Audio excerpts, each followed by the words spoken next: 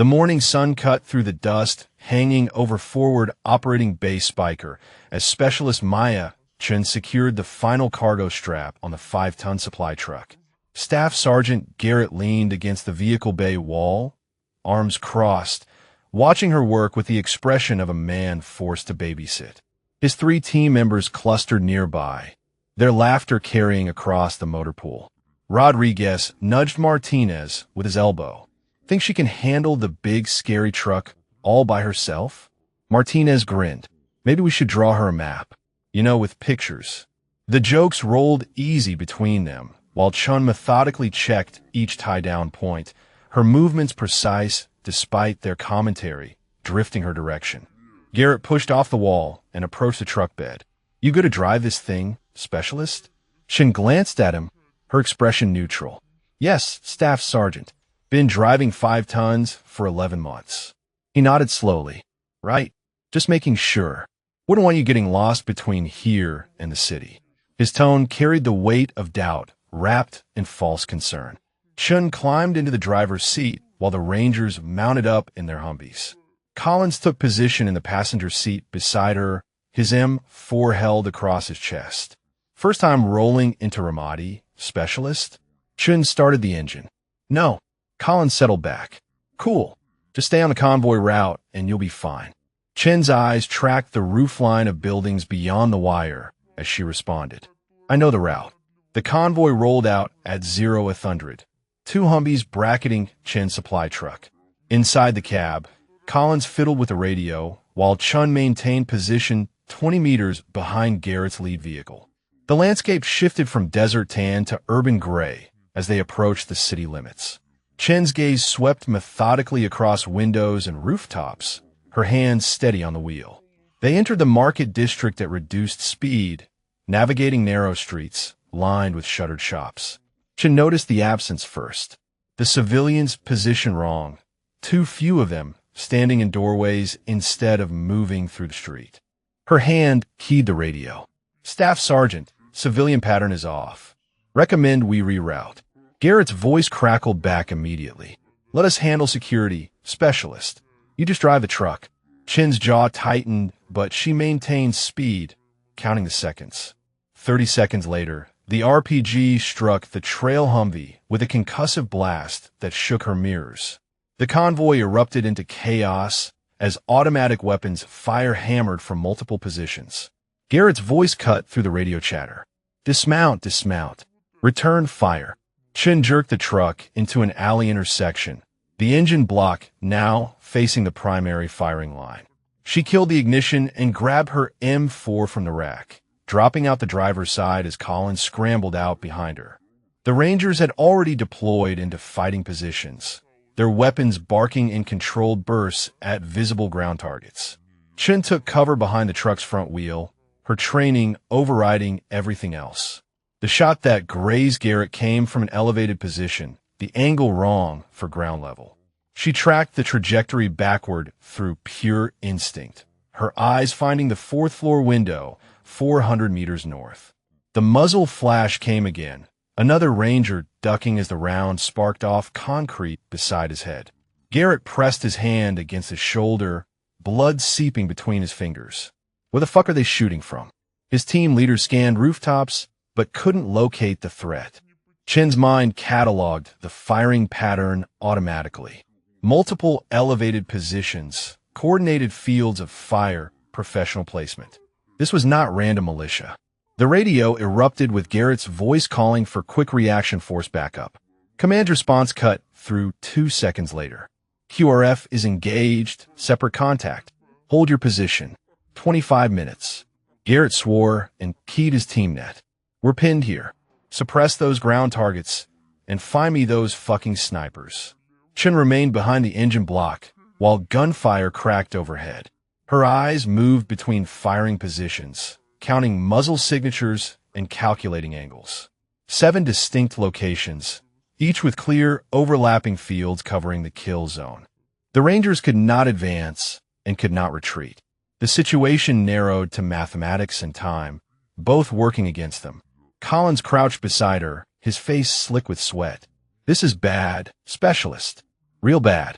Chun said nothing, her gaze tracking another shot as it punched through a Humvee's window. Corporal Davis screamed from his position 30 meters away, the sound cutting off into gasping breaths. Martinez tried reaching him, but jerked back as rounds walked across the pavement toward his boots. Garrett's voice rose above the chaos. Suppressive fire now. Cover Martinez. The Rangers opened up in a coordinated burst, but the enemy snipers simply waded through the volume, then resumed firing the moment the Americans paused to reload. Davis's breathing came in wet rattles now. The medic pinned 2 positions away, unable to reach him. Chun shifted position slightly, her back against the truck's front quarter panel. The locked storage compartment in the truck bed sat 12 feet behind her current position. Inside that compartment lay a rifle case she had not opened in 11 months. Her hands tightened on her M4, while Davis's breathing weakened with each passing second. The decision crystallized in her mind with the same cold clarity that had defined her previous life. She turned to Collins. Cover me for 5 seconds. I need something from the truck bed. Collins stared at her. Are you insane? There's 7 snipers up there. She met his eyes. 5 seconds. That's all I need. Before he could argue, she moved. The sprint took her along the truck's protected side, her body low and fast. She vaulted into the bed and yanked the compartment lock, her fingers working the combination she had memorized years ago. The case came free, and she dropped back to cover as rounds cracked past where her head had been moments before. Collins gaped at her. Holy shit, you're crazy. Chun ignored him and opened the case. The custom M40A5 lay exactly as she had left it, the Schmidt and Bender scopes still mounted, the weapon maintenance log tucked beneath showing 347 confirmed kills across 2 years in Fallujah and Ramadi. Her hands lifted the rifle with a muscle memory of someone who had fired it more times than she could count. Collins saw the weapon and his eyes went wide. Holy shit, specialist, that's a... He trailed off, recognition and confusion warring across his face. Chun chambered round and looked toward Garrett's position where he crouched behind a concrete barrier, blood still leaking through his fingers. She made her decision and called out. Staff Sergeant, I can clear those positions if you suppress ground targets for 60 seconds. Garrett's head snapped toward her voice. His eyes found her, found the rifle, found the scope that cost more than 2 months of his salary. The shock on his face transformed into desperate calculation as Davis's breathing grew fainter. You're a fucking sniper? Chun's response came flat and certain. Marine Scout Sniper, 2003 to 2005, Fallujah and Ramadi. I can clear them. The silence stretched for 3 seconds while automatic weapons fire continued around them. Then Garrett made his choice. Collins, Ramirez, suppressive fire on ground targets, 60 seconds on my mark. He looked at Chun one more time. Do it. Chun moved to the corner position that offered better angles, her body settling into the familiar stance she thought she had left behind forever. Chun assembled the rifle with movements, so automatic they bypassed conscious thought. 23 seconds from case to ready. The same time it had taken her in Fallujah, when seconds meant the difference between saving Marines or watching them die. The weapon settled against her shoulder like coming home to a place she had sworn never to visit again. Garrett gave the mark, and suppressive fire erupted from 3 positions. The volume created exactly what Chun needed, a wall of sound and fury that pulled enemy attention downward while she acquired her first target. The construction site, 340 meters northeast, held a shooter position behind rebar and concrete rubble. Through her scope, the man's profile appeared in sharp detail, his own rifle tracking toward Martinez's position. Chun's breathing slowed to the rhythm she had practiced 10,000 times. Wind reading came automatically, the dust patterns and heat shimmer telling her 4 miles per hour left to right. Elevation 37 feet above her position, requiring 0.6 mil adjustment. Her crosshairs settled on the gap between his shoulder and the concrete he used for cover. The trigger broke clean, and the rifle punched back against her shoulder. The target dropped without sound, at least none that reached her over the suppressive fire still hammering from Garrett's team. Chen's hands worked the bolt and swung the rifle 23 degrees right, already acquiring the second position before her first spent casing hit the ground. The minaret 425 meters east-northeast held another shooter, this one smart enough to stay back from the opening, but not smart enough to account for scope magnification at this range. She calculated the new solution in under 2 seconds. Wind had shifted to 5 miles per hour, the minaret's height added another 42 feet of elevation, and the target's position deeper in shadow required her to aim for center mass rather than risk a headshot she could not verify. Her breathing cycled once more and she fired. Through the scope, she watched the figure jerk backward and disappear into the minaret's darkness. The suppressive fire had been running for 43 seconds now, and Chen knew Garrett's team would need to reload soon. She accelerated her rhythm, transitioning to the third position without pause. The apartment balcony, 380 meters due east, presented a harder problem. The shooter had positioned himself behind an air conditioning unit with only a 6-inch gap visible between the metal housing and the wall. Chen's scope centered on that gap. The shot required perfect timing and zero margin for error. She watched the target's breathing pattern through the narrow opening, tracked the slight movement that indicated he was preparing to fire. When his rifle barrel started to emerge from cover, she squeezed the trigger. The round passed through the gap, and the blood spray that followed confirmed impact before the target collapsed into view. Garrett's suppressive fire hit 58 seconds, and the volume began to fade as magazines ran dry. Chen had already moved to target 4, a rooftop position 290 meters south where a shooter had been displacing between 3 different cover positions. This one had training, never staying static, always moving after taking shots. Chen tracked the pattern and predicted his next position shift. When a figure moved from behind a rooftop AC unit toward a ventilation housing, Chen led the movement by 18 inches and fired. The target took the round center mass and went down hard, the rifle clattering away across the rooftop tiles.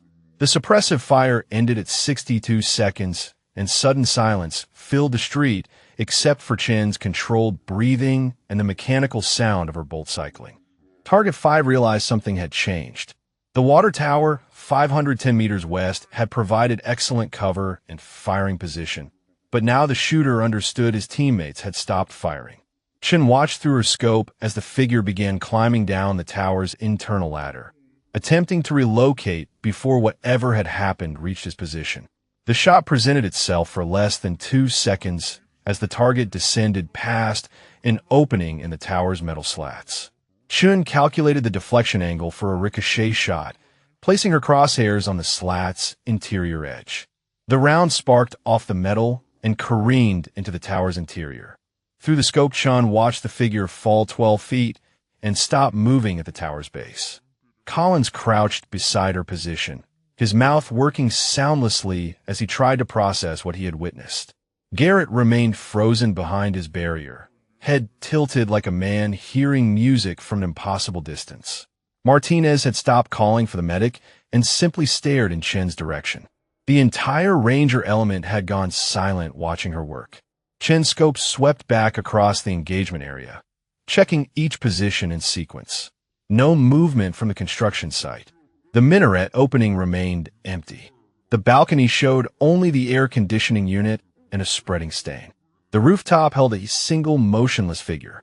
The water tower offered nothing but silence. 5 targets eliminated in 62 seconds of suppressive fire, each shot placed exactly where it needed to be.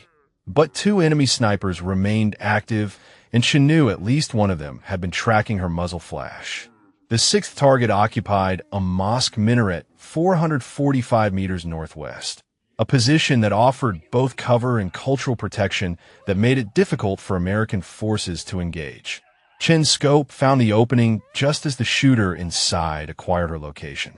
The incoming round cracked 2 inches right of her head and impacted the wall behind her position, spraying concrete dust across Collins, who flinched and swore. Chen absorbed the near miss without reaction, her scope already tracking the muzzle flash back to its source. The angle made it difficult, An elevated shot through a narrow opening while the target worked his bolt to chamber another round. Chun waited. The shooter would need 0.8 seconds to cycle his bolt and acquire her position again. At 0.6 seconds, his head would be visible for exactly 0.8 seconds before he could fire. She placed her crosshairs where his face would appear and controlled her breathing. When his profile emerged in her scope, backlit by the interior darkness, she fired. The target disappeared backward into the minaret and did not return. Chun cycled her bolt and immediately shifted to find target 7. The final sniper had seen enough and abandoned his rooftop position 365 meters northeast, now running across the open roof toward stairwell access. The desperation in his movement told Chun everything about his training level and decision-making under pressure. She led the running figure by 2 body lengths, accounting for his speed and the downward angle. The trigger broke, and the target stumbled, his momentum carrying him forward 3 more steps before he collapsed and slid to the rooftop edge. Chun watched through her scope for any indication of movement. Nothing came. She maintained her sight picture for 20 more seconds, scanning all 7 positions in methodical sequence. No musle flashes, no movement, no threats. Chun chambered the safety and lowered the rifle, her voice cutting through the stunned silence with professional clarity. 7 threats eliminated. Area clear for casualty evacuation. She said it like reporting routine maintenance completion, like the last 94 seconds had been just another task checked off a list instead of what Garrett and his team had actually witnessed. Collins found his voice first, though it came out higher than normal. Holy fucking shit. Garrett stood slowly from behind his barrier, his hands still pressed against his shoulder wound, but his eyes locked on Chun. Martinez crossed himself and whispered something in Spanish that might have been a prayer or might have been a curse. The medic finally broke from cover and sprinted toward Davis's position. Chun secured her rifle and moved back to the truck's engine block, her hands already beginning post-engagement procedures. She ejected the magazine and cleared the chamber with practiced efficiency, while around her, the Rangers processed what had just happened. Garrett approached her position, blood still seeping between his fingers, his expression caught between shock and something that might have been awe or might have been fear. Garrett reached Chun's position as she finished clearing her weapon. His eyes moved between her face and the rifle, trying to reconcile the supply specialist who had loaded cargo straps 2 hours ago with the person who had just eliminated 7 targets in under 2 minutes. Specialist, what the fuck did I just witness? His voice carried disbelief wrapped around something that might have been respect or might have been fear. Chun set the rifle down with careful precision. 7 targets eliminated, Staff Sergeant as briefed.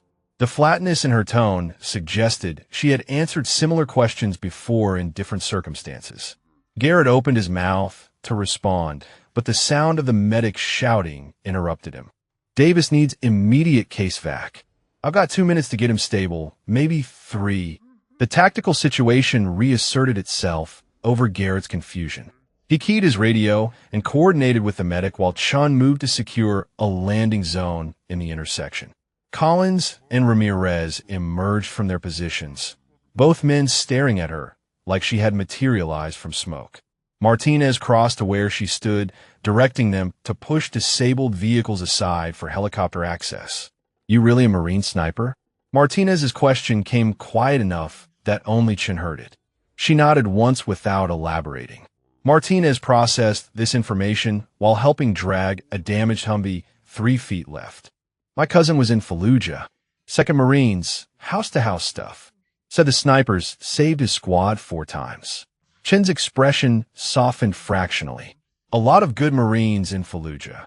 Martinez seemed to want more, but the approaching rotor sounds cut off further conversation. The quick reaction Force Blackhawk settled into the intersection 18 minutes after Garrett's initial call, the downwash scattering debris and creating a dust cloud that reduced visibility to 10 meters. The medic loaded Davis onto a stretcher while 2 QRF operators provided cover. Captain Morrison dismounted behind them, his uniform still crisp despite the heat, his expression demanding answers before he had even assessed the scene. Garrett intercepted Morrison before he reached the casualty. Sir, we got hit by coordinated ambush. 7 enemy snipers had us pinned in a perfect kill zone. Morrison's eyes swept the street, counting impact marks and disabled vehicles. 7 snipers? How many casualties? Garrett's response came carefully measured. Davis critical. Martinez walking wounded. I took a graze. Morrison's expression shifted toward anger. How the hell did you break out of a 7-shooter trap without losing half your element? Garrett's pause lasted long enough that Morrison's eyes narrowed. Staff Sergeant, I asked you a direct question. Garrett straightened despite his shoulder wound. Specialist Chen neutralized all sniper threats, sir. Morrison's head turned slowly toward where Chan stood near the supply truck, her rifle case now closed and secured in the truck bed. The supply specialist? His tone made it clear he thought Garrett was experiencing shock-induced confusion. Garrett's voice firmed with conviction. Sir, I watched her drop 7 enemy snipers in under 2 minutes. 7 shots, 7 kills, including a counter-sniper engagement and a moving target at over 300 meters. Morrison stared at him for 3 seconds before walking toward Chen's position. Collins and Ramirez stepped aside as the captain approached, both Rangers suddenly finding urgent tasks requiring their attention elsewhere. Morrison stopped 6 feet from Chun. Specialist Chun, is that correct? Chun came to attention despite the informal combat environment. Yes, sir. Morrison's eyes dropped to the rifle case. Staff Sergeant Garrett claims you engaged and eliminated 7 enemy snipers. Chen's response came without hesitation or embellishment. Yes, sir, that's accurate. The captain's expression cycled through disbelief, suspicion, and calculation. You're an 88M motor transport operator according to your personnel file. Chen met his eyes directly. Yes, sir, that's my current MOS. Morrison caught the emphasis on current and his analytical mind engaged. Current implies previous. What was your previous military occupational specialty, specialist? Chen's jaw tightened fractionally before she answered. I was United States Marine Corps, sir. MOS 0317, Scout Sniper. Served in Fallujah and Ramadi from 2003 to 2005. Morrison processed this information while behind him the Black Hawk lifted off with Davis secured inside. Why would a Marine Scout Sniper be driving supply trucks for the Army? The question hung in the dusty air between them. Chen's answer came measured and careful. I was asked to leave the Marine Corps in 2005, sir. I re-enlisted with the Army 6 months later. The only MOS they would accept me for was motor transport. Morrison understood immediately that significant story existed beneath those careful words, but the tactical situation demanded priority. He keyed his radio. All elements. This is Morrison. Threat is neutralized. Continue mission. Then to Garrett. Get your wounded treated and your vehicles assessed. I want detailed after-action reports from everyone within 2 hours. His eyes returned to Chun. Specialist, you will accompany me back to base. Bring that rifle case. The return convoy moved through Ramadi without incident, the enemy element apparently having no reserves willing to engage after losing 7 snipers. Chen rode in Morrison's Humvee, while her supply truck followed with Collins driving. The captain spent the trip on his radio, coordinating with battalion headquarters, occasionally glancing at Chun like she was a puzzle requiring solution. Forward Operating Base Spiker appeared through the heat shimmer 40 minutes later. Morrison directed Chun to his office while the rest of the convoy dispersed to their respective areas. Inside the command building's climate-controlled interior, the temperature drop felt shocking after hours in the heat.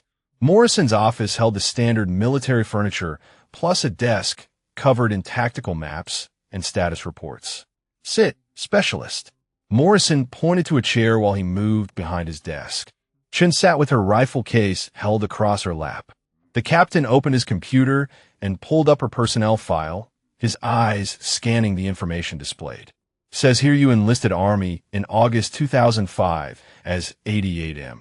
Prior service indicated, but details restricted. He looked up at her. Why are your Marine Corps records restricted?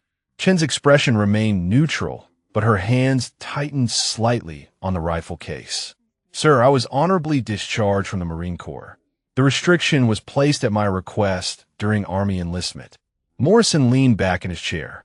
Specialist, you just eliminated 7 enemy combatants in approximately 90 seconds according to multiple witness statements. I need to understand exactly who I have operating in my area of operations. Chen set the rifle case on Morrison's desk and opened it.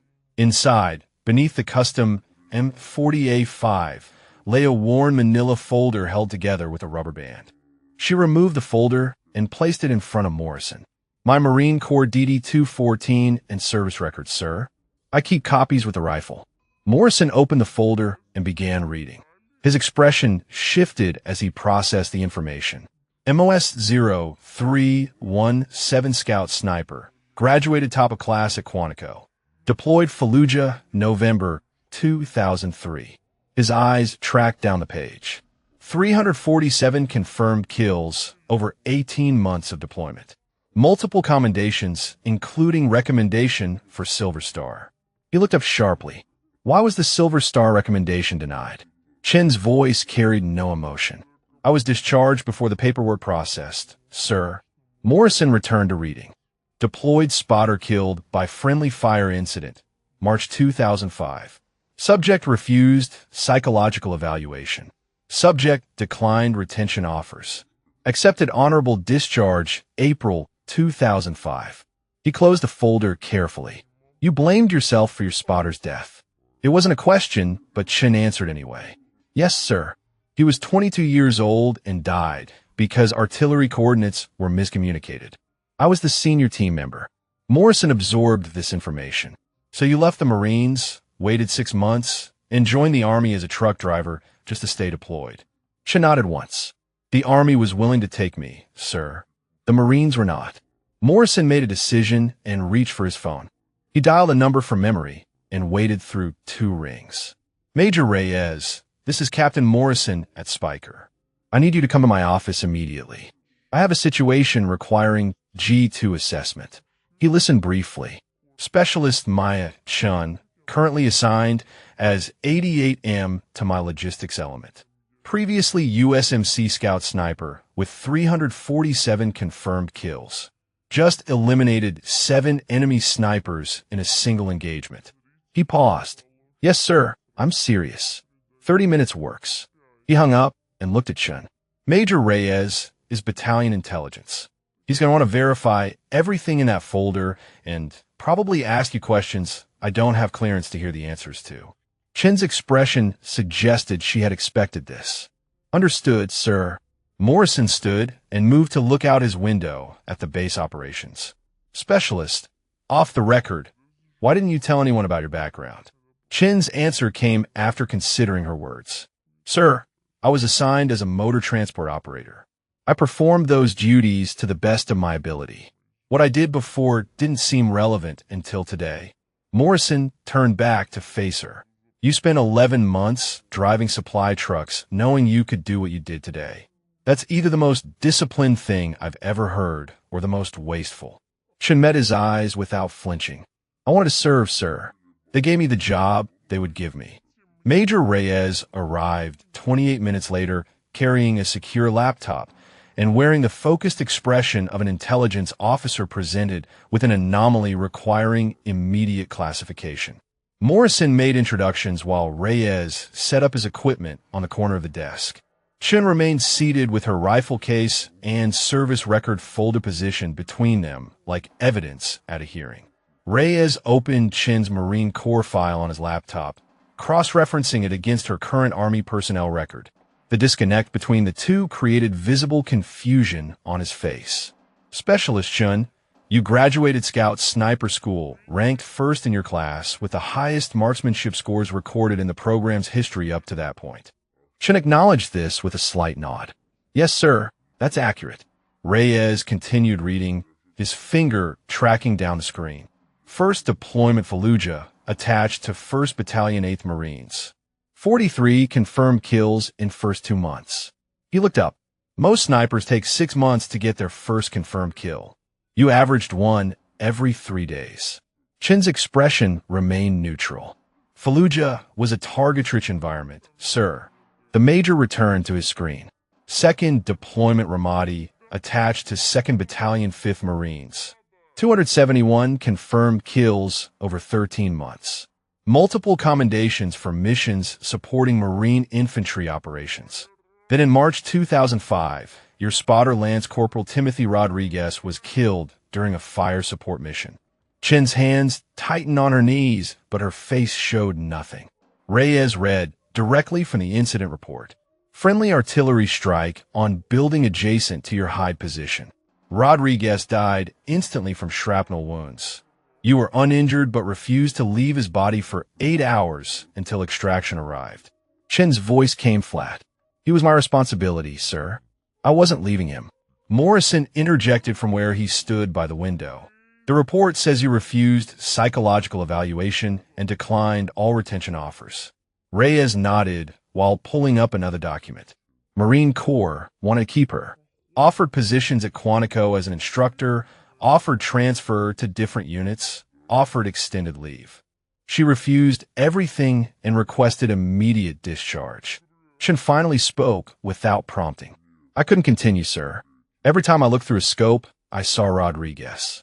Every time I called windage, I heard his voice confirming. I was not fit to be a sniper anymore. Reyes studied her carefully. But you kept your rifle, maintained it, brought it to Iraq when you re-enlisted as a truck driver. That suggests you weren't as finished as you thought. The observation hung in the air before Chen responded. I couldn't leave it behind, sir. It felt like abandoning what Rodriguez and I accomplished together. So I kept it, maintained it, just never thought I would use it again. Morrison crossed his arms. Until today, when you had no choice. Reyes pulled up another file, this one showing helmet camera footage from Garrett's team. Command uploaded this 20 minutes ago. I want you to walk me through the engagement. Chun straightened in her chair while Reyes turned the laptop so all three could see the screen. The footage showed grainy but clear video of the ambush from Collins's perspective, including the moment when Chun moved to retrieve her rifle case. She narrated the sequence with clinical precision. 7 enemy sniper positions covering the kill zone in overlapping fields of fire. Rangers pinned with 2 wounded and quick reaction force delayed. Conventional infantry tactics would not break the containment without additional casualties. Reyes paused the video at the moment Chun raised her rifle. So you made the decision to expose your capabilities rather than watch more Rangers die. Yes, sir. The simple answer carried weight that Morrison clearly understood, even if Reyes processed it differently. The Major resumed playback, watching through Chen's shooting sequence. The helmet camera caught only audio and the reactions of Rangers around Collins, but the timestamps showed the progression. Reyes stopped the video after 94 seconds. 7 targets eliminated. No misses recorded. That's a perfect engagement under combat stress. Chen's response came quietly. I had good instructors, sir. Reyes closed the laptop and leaned back. Specialist Chun, I need to ask you something directly, and I need an honest answer. If this situation had not occurred, would you have ever told anyone about your background? Chun considered the question for several seconds. No, sir. I accepted my role as a truck driver. That was the job the Army gave me, and I intended to perform it until my enlistment ended. Morrison shook his head slowly. You were going to spend your entire enlistment driving supplies while having skills that could save American lives. That makes no tactical sense. Chen met his eyes. Sir, with respect, my skills did not matter until today. I was not assigned as a sniper. I had no authority to operate in that capacity. What happened today was an emergency exception, not a job qualification. Reyes exchanged a long look with Morrison before speaking. Specialist, what you describe is technically correct, but practically wasteful. The Army has fewer than 500 qualified snipers deployed across Iraq and Afghanistan. Enemy sniper threats have increased 40% in the last 6 months. We need people with your capabilities, and you've been driving a truck for 11 months. Chen's jaw set firmly. Major, the Army made their assessment when I enlisted. I disclosed my Marine Corps background. They assigned me to motor transport. I accepted that decision. Reyes pulled out his phone and made a call, speaking quietly for 2 minutes before disconnecting. He looked at Morrison. Colonel Hayes wants to see all of us in his office at 1600 hours. That gives us 90 minutes. Morrison checked his watch. Specialist Chun, you're dismissed until 15:45. Report back here and we'll walk over together. Chun stood and collected her rifle case and folder. Sir, should I bring my weapon and records? Morrison nodded. Yes, bring everything. The colonel will want to see all of it. Chun saluted and left the office, closing the door behind her. Reyes waited until her footsteps faded before speaking. That is possibly the most disciplined soldier I have encountered in 15 years. She has elite-level skills and chose to hide them rather than push for recognition. Morrison moved back to his desk, where she was so traumatized by her spotter's death that she wanted to bury that part of herself completely. Reyes conceded the point with a nod. Either way, we now have a former Marine Scout sniper with 347 confirmed kills driving supply trucks. That situation needs to change. Morrison pulled up his computer and began typing. I'm drafting the after-action report now. 7 enemy snipers eliminated, 2 friendly wounded evacuated, 0 friendly killed in action. Mission success due entirely to Specialist Chin's actions. Reyes added to his own notes. I'll include analysis of the engagement footage and my assessment of her background verification. This goes up the chain tonight. Outside Morrison's office, Chin walked through the base toward the transient quarters where logistics personnel were housed. Other soldiers passed her without recognition or acknowledgement. Just another supply specialist in a combat zone. She secured her rifle case in her footlocker and sat on her bunk, the weight of the day settling onto her shoulders like pack straps cutting into flesh. Her phone buzzed with a text from Martinez. You saved my life today. Thank you. Chin stared at the message for 30 seconds before typing back. Just did my job. Martinez responded immediately. That wasn't a truck driver's job. That was something else entirely. Chin shut off her phone without replying. She lay back on the bunk and closed her eyes, but Rodriguez's face appeared in the darkness behind her eyelids like it always did when she thought about Fallujah. 22 years old with a Texas accent and a laugh that could cut through the worst situations. Dead because someone miscalculated artillery coordinates by 200 meters. Dead because Chun had chosen that high position instead of the alternate site 3 blocks away. Her eyes opened and focused on the ceiling. Today she had used the skills Rodriguez helped her develop, the call-outs he would give for wind and range, the breathing rhythm they had synchronized over hundreds of shots. 7 enemy snipers eliminated using techniques he had died, helping her perfect. The symmetry felt wrong and right simultaneously, like closing a circle that should have remained broken. At 15:45, Chun returned to Morrison's office in a fresh uniform with her rifle case and records. The captain and Major Reyes waited by the door, both men wearing expressions suggesting the next conversation would determine more than just her immediate assignment. Morrison gestured toward the exit. Let's go see the colonel. Chun fell in behind them as they walked across the base toward battalion headquarters. The late afternoon sun beat down with the weight of brass, heat radiating off every surface.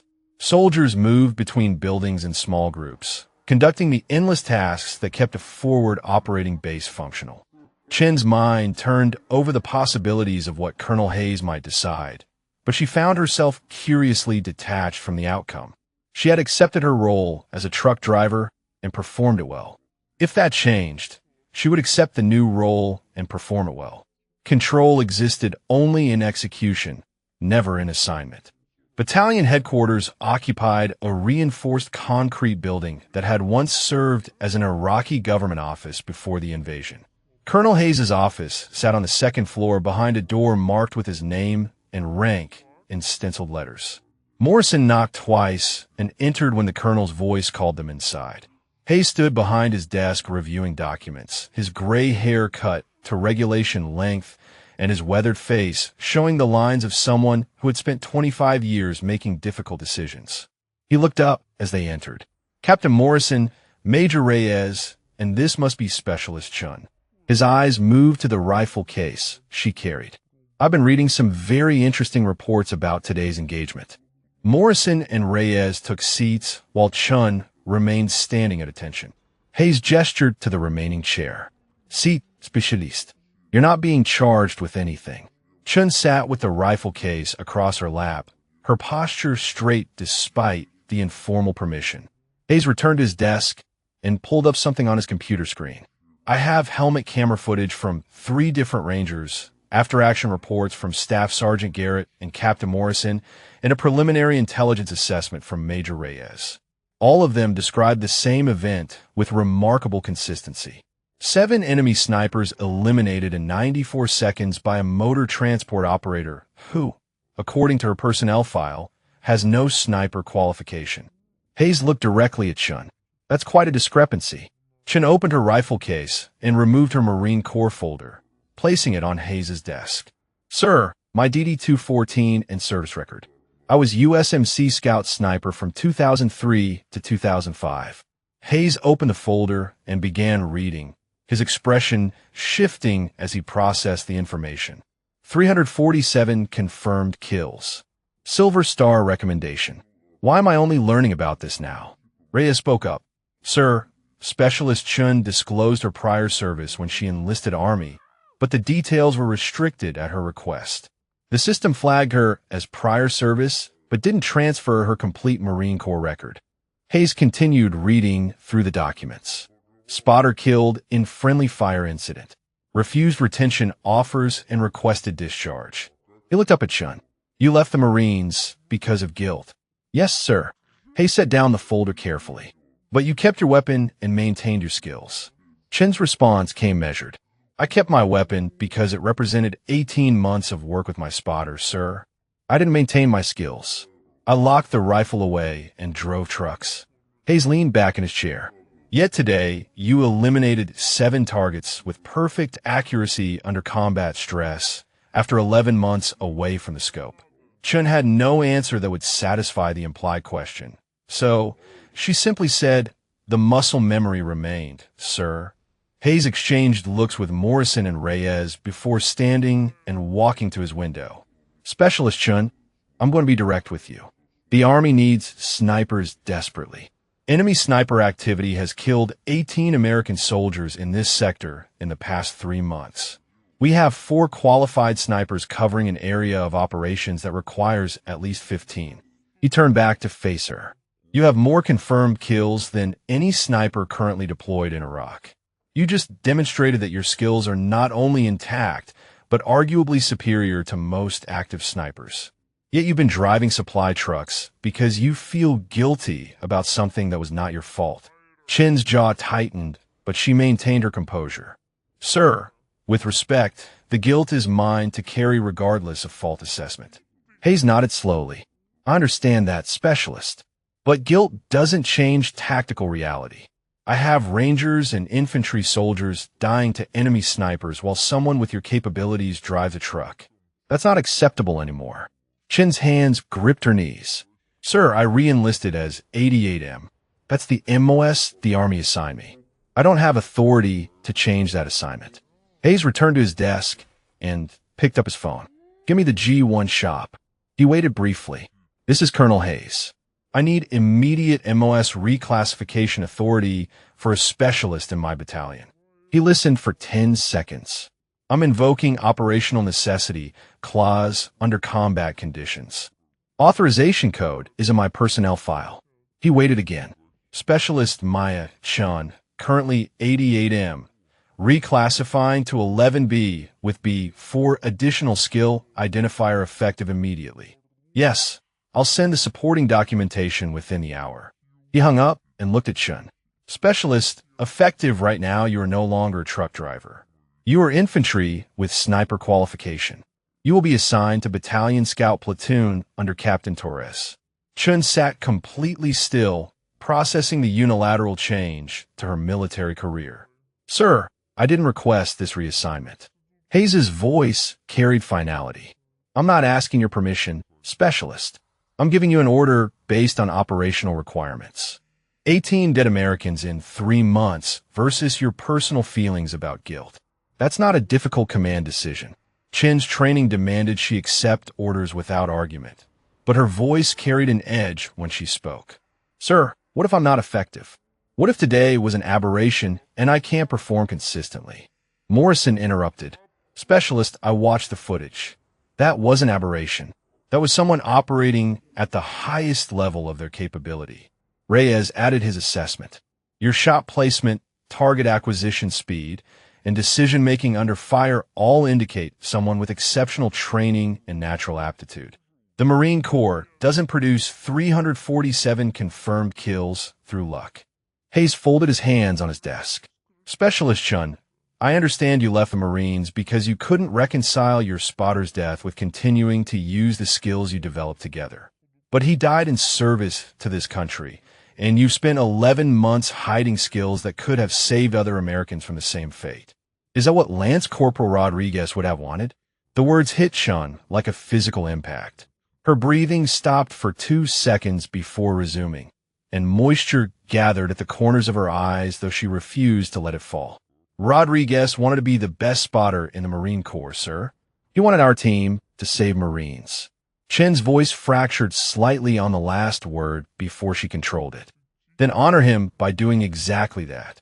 Hay stood and extended his hand. Captain Torres expects you at Scout Platoon Operations at 0700 tomorrow. He'll assign you a spotter and integrate you into rotation. You'll maintain your current rank, but your duties change immediately. Chun stood and shook his hand, the gesture sealing a decision she had not made but would now execute. Dismissed, specialist. Report to supply and get proper gear issued. Morrison will coordinate your transfer paperwork. Chun saluted and left the office carrying her rifle case, her mind spinning with implications she had not prepared to face. Morrison and Reyes remained behind with Hayes, who sat back down heavily once the door closed. Morrison spoke first. Sir, she's carrying significant trauma. Are we certain she's fit for sniper duty? Hayes pulled up Chen's file again. Captain, she just eliminated 7 targets under combat stress after 11 months away from the scope. Her trauma clearly hasn't affected her capability. What's affected is her willingness to accept that capability. Reyes added his perspective. The psychological evaluation from her Marine Corps discharge noted severe guilt, but no combat effectiveness impairment. She was refusing to continue because she felt responsible for Rodriguez's death, not because she couldn't perform. Hayes nodded, and today proved that when American lives are on the line, she'll perform regardless of her personal feelings. That's exactly the kind of soldier I need in Scout Platoon. Morrison accepted the logic, but voiced his concern. Sir, what happens if she breaks under the pressure? If the guilt becomes too much? Hayes met his eyes squarely. Then we'll deal with it through proper channels. But right now, I have enemy snipers killing American soldiers, and I have someone who can stop them. That calculus is simple, Captain. Chun walked through the base toward supply, her rifle case feeling heavier than it had that morning. Soldiers passed her in both directions, none of them knowing that her entire military career had just shifted on the decision of a colonel she had met 15 minutes ago. The scout platoon operated from a separate compound on the eastern side of the base, a secured area where the battalion's specialized elements maintained their equipment and planning spaces. She stopped at supply and presented her new orders to the sergeant behind the counter. He raised his eyebrows at the MOS change, but pulled the appropriate gear without comment. Ghillie suit components, rangefinder, spotting scope, ammunition load, and additional equipment that marked her new role. The pile accumulated on the counter until it required 2 duffel bags to transport. Chun secured the gear and walked to her current quarters, passing other logistic soldiers who waved or called greetings. None of them knew yet that she would not be driving trucks tomorrow. She packed her personal items methodically, the muscle memory of countless relocations guiding her hands. The rifle case sat on her bunk, no longer a hidden relic, but now an official tool of her trade. Her phone buzzed with a text from an unknown number. This is Captain Torres, Scout Platoon. Colonel Hayes briefed me on your situation. Welcome to the team. We'll get you integrated tomorrow morning. Chun stared at the message, recognizing that her attempt to bury her past had failed completely. Rodriguez's face appeared in her mind again, smiling the way he did after a successful engagement. She typed back a simple acknowledgement and set the phone down. Tomorrow she would meet her new team, her new spotter, and return to a role she thought she had left behind forever. Today had torn open a door she had carefully sealed, and Colonel Hayes had ordered her to walk through it regardless of the cost to her carefully maintained distance from who she used to be. Chen arrived at Scout Platoon Operations at 0645, 20 minutes early because old habits died harder than old identities. The compound consisted of 3 buildings surrounded by additional security barriers, separated from the main base by 50 meters of open ground. 2 soldiers stood guard at the entry point, checking her identification before waving her through. Captain Torres met her at the operations building entrance, a compact man in his mid-30s with the weathered look of someone who spent more time in the field than behind desks. Specialist Chun, come inside. We'll get you oriented before the morning brief. He led her into a space that felt more like a hunter's workshop than a military facility. Weapon racks lined one wall, maps covered another, and photographs of terrain and enemy positions occupied a large table in the center. Torres gestured to the coffee pot. Help yourself. We run on caffeine and bad decisions here. Chen poured a cup while Torres pulled up a chair. Colonel Hayes sent me your complete file last night. 347 confirmed kills over 18 months is impressive by any standard. Most of our guys are between 15 and 30. Chen sipped her coffee without responding to the implied comparison. Torres continued without waiting for acknowledgement. We currently have 6 qualified snipers in the platoon covering sector operations. You'll make 7, which helps but doesn't solve our coverage gaps. Enemy sniper activity has increased significantly in the past 2 months. He pulled up a map showing red markers scattered across the urban areas. Each marker represents a confirmed enemy sniper position from the last 60 days. Chun counted 32 markers. Her tactical mind engaged automatically. Concentration patterns suggest 3 separate cells operating in coordinated zones. Torres nodded with approval. Exactly what we assessed. You're looking at approximately 12 to 15 enemy snipers working in rotation. They've killed 18 Americans and wounded 26 more. Chun studied the map more carefully. The spacing and angles indicate professional training, not militia. Torres leaned back in his chair. Intelligence thinks they're former Iraqi military or possibly foreign fighters with formal sniper school training. They're good, disciplined, and patient. We've only managed to eliminate 3 of them in 2 months. Chun traced firing lines across the map with her finger. Your counter-sniper teams are predictable. Same hide positions, same patrol routes, same timing windows. The enemy knows your patterns. Torres's expression shifted from assessment to interest. You got all that from looking at a map for 30 seconds? Chun set down her coffee. The markers show successful engagements clustered along predictable American patrol routes. Your snipers are positioning themselves to cover patrols instead of hunting enemy positions proactively. That's defensive doctrine, not hunter doctrine. Torres smiled slightly. You really are Marine Scout sniper. That's exactly the problem my team leaders have been arguing about for 2 weeks. Chemeta's eyes. Sir, defensive positioning means enemy snipers control the initiative. They pick time and place while your teams react. That math never works in our favor. Torres stood and called toward an adjoining room. Wait, get in here. A staff sergeant emerged carrying a rangefinder and map case. This is Staff Sergeant Kyle Wade, my senior spotter. He'll be working with you. Wade extended his hand and Chen shook it, noting his firm grip and direct eye contact. Wade looked at Torres. Sir, this is the specialist who dropped 7 targets yesterday. Torres nodded. Same person. Wade studied Chun with open curiosity. I heard the reports, but didn't believe them until I saw the footage. That counter-sniper shot through the minaret was textbook perfect. Chun felt uncomfortable with the praise. Just applied fundamentals, Staff Sergeant. Wade laughed. Fundamentals under return fire at 445 meters through a narrow opening while your target had you acquired? That's not fundamentals, specialist. That's something else. Torres interrupted before Chun could respond. Wade, I want you and Chun to review our current hide positions and recommend changes. If she's right about predictability, We need to adjust our doctrine. Wade grabbed his gear. Let's go walk the perimeter, and I'll show you our standard positions. Chun collected her rifle case and followed him outside into morning sun that already carried heat, promising another brutal day. They walked along the compound's edge while Wade pointed out the 6 primary hide sites his teams rotated through when providing overwatch for base operations and patrol departures. Chun studied each position with critical eyes, trained by 18 months of survival-dependent analysis. Too close to the wire. Enemy spotters can track your movement in and out. Wade made notes. What about the second position? Chun shook her head. Roofline silhouette. You're visible against sky from 3 different approach vectors. Wade frowned. We've been using these positions for 4 months without enemy contact. That's because they don't need to engage your overwatch teams. They're targeting patrols where your coverage has gaps. Chun pointed to the map Wade carried. Show me your coverage zones for a standard patrol route.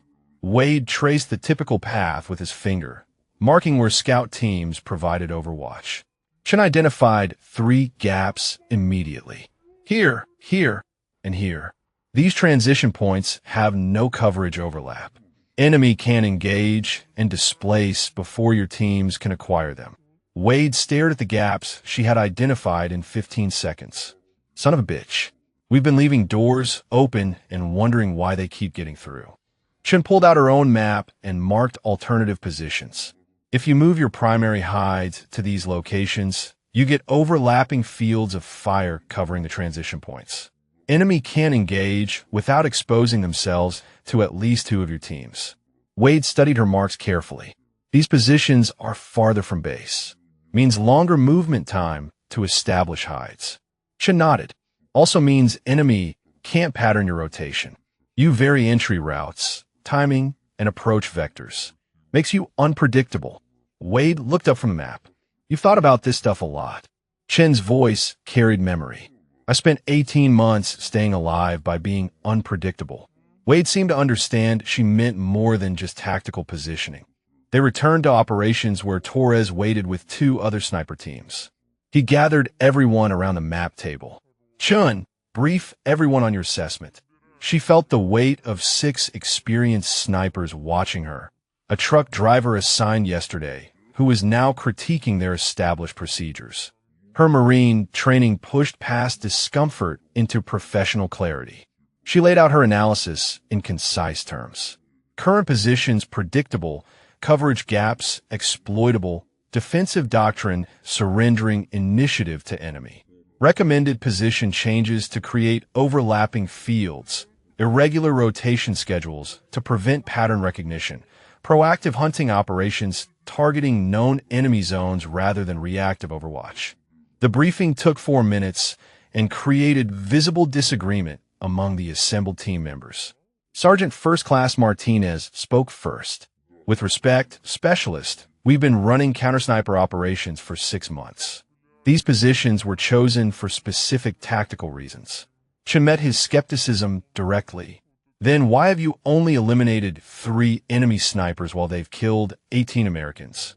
The question landed with uncomfortable weight. Torres interjected before Martinez could respond. Martinez, she has a valid point. Our current approach isn't working based on measurable results. Her recommendations align with hunter-killer doctrine that worked in Fallujah. Chun caught the colonel's trust in Torres's willingness to consider outside perspective. Martinez subsided, but his expression suggested he would watch her performance closely before accepting her expertise. Torres made his decision. We'll implement Chun's position recommendations, starting with tonight's Overwatch rotation. Wade, you and Chun will take the primary hide at her recommended location, covering the northeast transition point. Martinez, you and Cooper adjust to the secondary position here. He marked the map. We run this for 72 hours and assess results. The meeting broke up with teams moving to prepare equipment. Wade approached Chun while others departed. You just made some people uncomfortable. Chun secured her rifle case. Good tactics matter more than comfortable feelings, Staff Sergeant. Wade grinned. You're gonna fit in fine here. Come on, let's get our gear sorted for tonight. They spent the next 3 hours reviewing equipment, synchronizing communication protocols and conducting range work so Wade could observe Chen's shooting fundamentals. On the rifle range, Chen fired 20 rounds at targets from 300 to 600 meters. Every round landed within a 2-inch group despite 11 months away from regular practice. Wade recorded each shot through his spotting scope, calling adjustments that Chen incorporated smoothly. After the final shot, Wade lowered his scope. "I worked with 8 different snipers in my career. You're the best shooter I've seen." Chen cleared her weapon mechanically. Rodriguez was better. Wade caught the past tense and the weight behind it. "You're a spotter for the Marines?" Chen nodded once. Wade didn't push for details. "I read about him in your file." "I'm sorry." Chen secured her rifle in its case. He was 22 and better at calling wind than anyone I've worked with. Today would have been his 30th birthday. The information emerged without Chen planning to share it, the date having occupied her thoughts since midnight. Wade absorbed this quietly. "Then let's make tonight's operation count for him." Chen met his eyes and saw genuine respect rather than pity. "That works, Staff Sergeant." They returned to operations for final brief before tonight's mission. Torres reviewed patrol schedules, communication frequencies, and rules of engagement. "You'll establish hide position at 20 to 100 hours. Patrol departs at 0300 and transits through your sector at approximately 0345.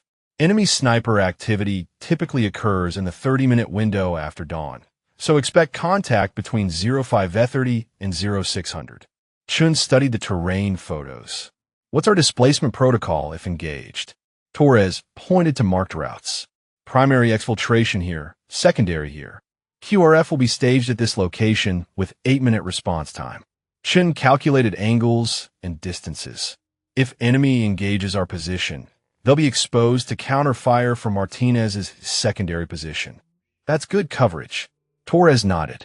"That's the point of overlapping fields. Something your predecessor doctrine didn't account for." He checked his watch. "You've got 12 hours until mission. Get rest, food, and mental prep. This is your first operation with us, and I need you sharp." Chen acknowledged and left with Wade to secure their gear. Chun and Wade moved through darkness toward their hide position at 20 on a 4 to 5, giving themselves extra time to establish properly.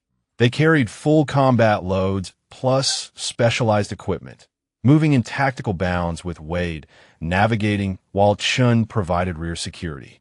The position Chun had selected occupied the 3rd floor of a partially collapsed administrative building 400 meters from the base perimeter. Wade checked the structure's stability before they climbed the interior stairwell, testing each step for soundness. The building had taken damage from fighting 2 years prior, but the concrete frame remained solid. They reached the 3rd floor and moved to the northeast corner where Chun had identified optimal firing lanes. Wade set up the spotting scope while Chun arranged her shooting position with careful attention to concealment and stability. The hide overlooked a street intersection where patrols transitioned from secured territory into contested zones. Chen's previous assessment had identified this as a gap in coverage where enemy snipers could engage without immediate counterfire. Her new position closed that gap while providing clear sight lines across 600 meters of urban terrain. Wade completed his setup and keyed his radio. "Eagle 2 in position, primary hide established." Torres's voice came back immediately. "Copy Eagle 2. Eagle 1 reports secondary position established." Martinez and Cooper had taken their assigned location 300 meters west, creating the overlapping coverage Chun had recommended. Torres continued. "Patrol departs 0300 on schedule. Weather forecast shows clear conditions, minimal wind. Maintain position and report any contacts." Chun settled into her shooting position and began the mental preparation she had learned in Scout Sniper School. Her breathing regulated to a controlled rhythm while her eyes adjusted to available light. The night vision scope mounted on her rifle provided green-washed visibility across the street below. Wade scanned with his spotting scope, cataloging vehicles, doorways, and potential threat positions. Hours passed in silence, broken only by occasional radio checks. Chen's mind drifted to Rodriguez, despite her attempts to maintain focus. He would have appreciated this hide position, the way it commanded multiple approach vectors while offering concealed displacement routes. He would have made some joke about Wade's Texas accent or commented on the temperature difference between Iraq and their previous Fallujah operations. Wade's voice pulled her back to present. Movement 200 meters north, rooftop level. Chen's scope swung to the indicated position. A figure moved between air conditioning units, the thermal signature distinct against cooler concrete. Wade tracked the movement through his scope. Single individual, carrying long profile. Could be enemy spotter. Chun watched the figure settle into a position behind an AC unit with clear sight lines toward the intersection below. The setup matched enemy sniper team positioning. Wade keyed his radio. Eagle 1, this is Eagle 2. We have possible enemy spotter 200 meters north of primary position, rooftop level. Stand by for coordinates. He relayed precise grid numbers while Chun maintained observation. Torres responded. Eagle 2, maintain observation. Do not engage unless patrol is threatened. We need to confirm this is enemy before compromising your position. Chun acknowledged while tracking the figure through her scope. The individual remained motionless for 20 minutes. Professional patience that suggested training rather than random civilian presence. At 0:55, the figure shifted position and a second thermal signature appeared on the same rooftop. Wade confirmed through his scope. Second individual joining first position, both carrying long rifles. Chen's assessment crystallized. That's an enemy sniper team. Torres, Eagle 2 has confirmed enemy sniper team 200 meters north. Two individuals, both armed with long rifles, positioned to engage intersection. Torres's voice carried decision weight. Eagle 2 is authorized to engage on my command. Wait for patrol to enter kill zone so we can identify their target priority. Chen's finger moved to her trigger guard while her breathing maintained rhythm. Wade calculated range and environmental factors. 212 meters actual distance. Wind 3 miles per hour left to right. Temperature 78 degrees. Minimal humidity. Chun made micro adjustments to her scope while the enemy team focused their attention downward toward the street. At 03:18, the American patrol entered the intersection below for Humvees moving in standard tactical spacing. The lead enemy sniper shifted his rifle toward the patrol and Wade's voice came sharp.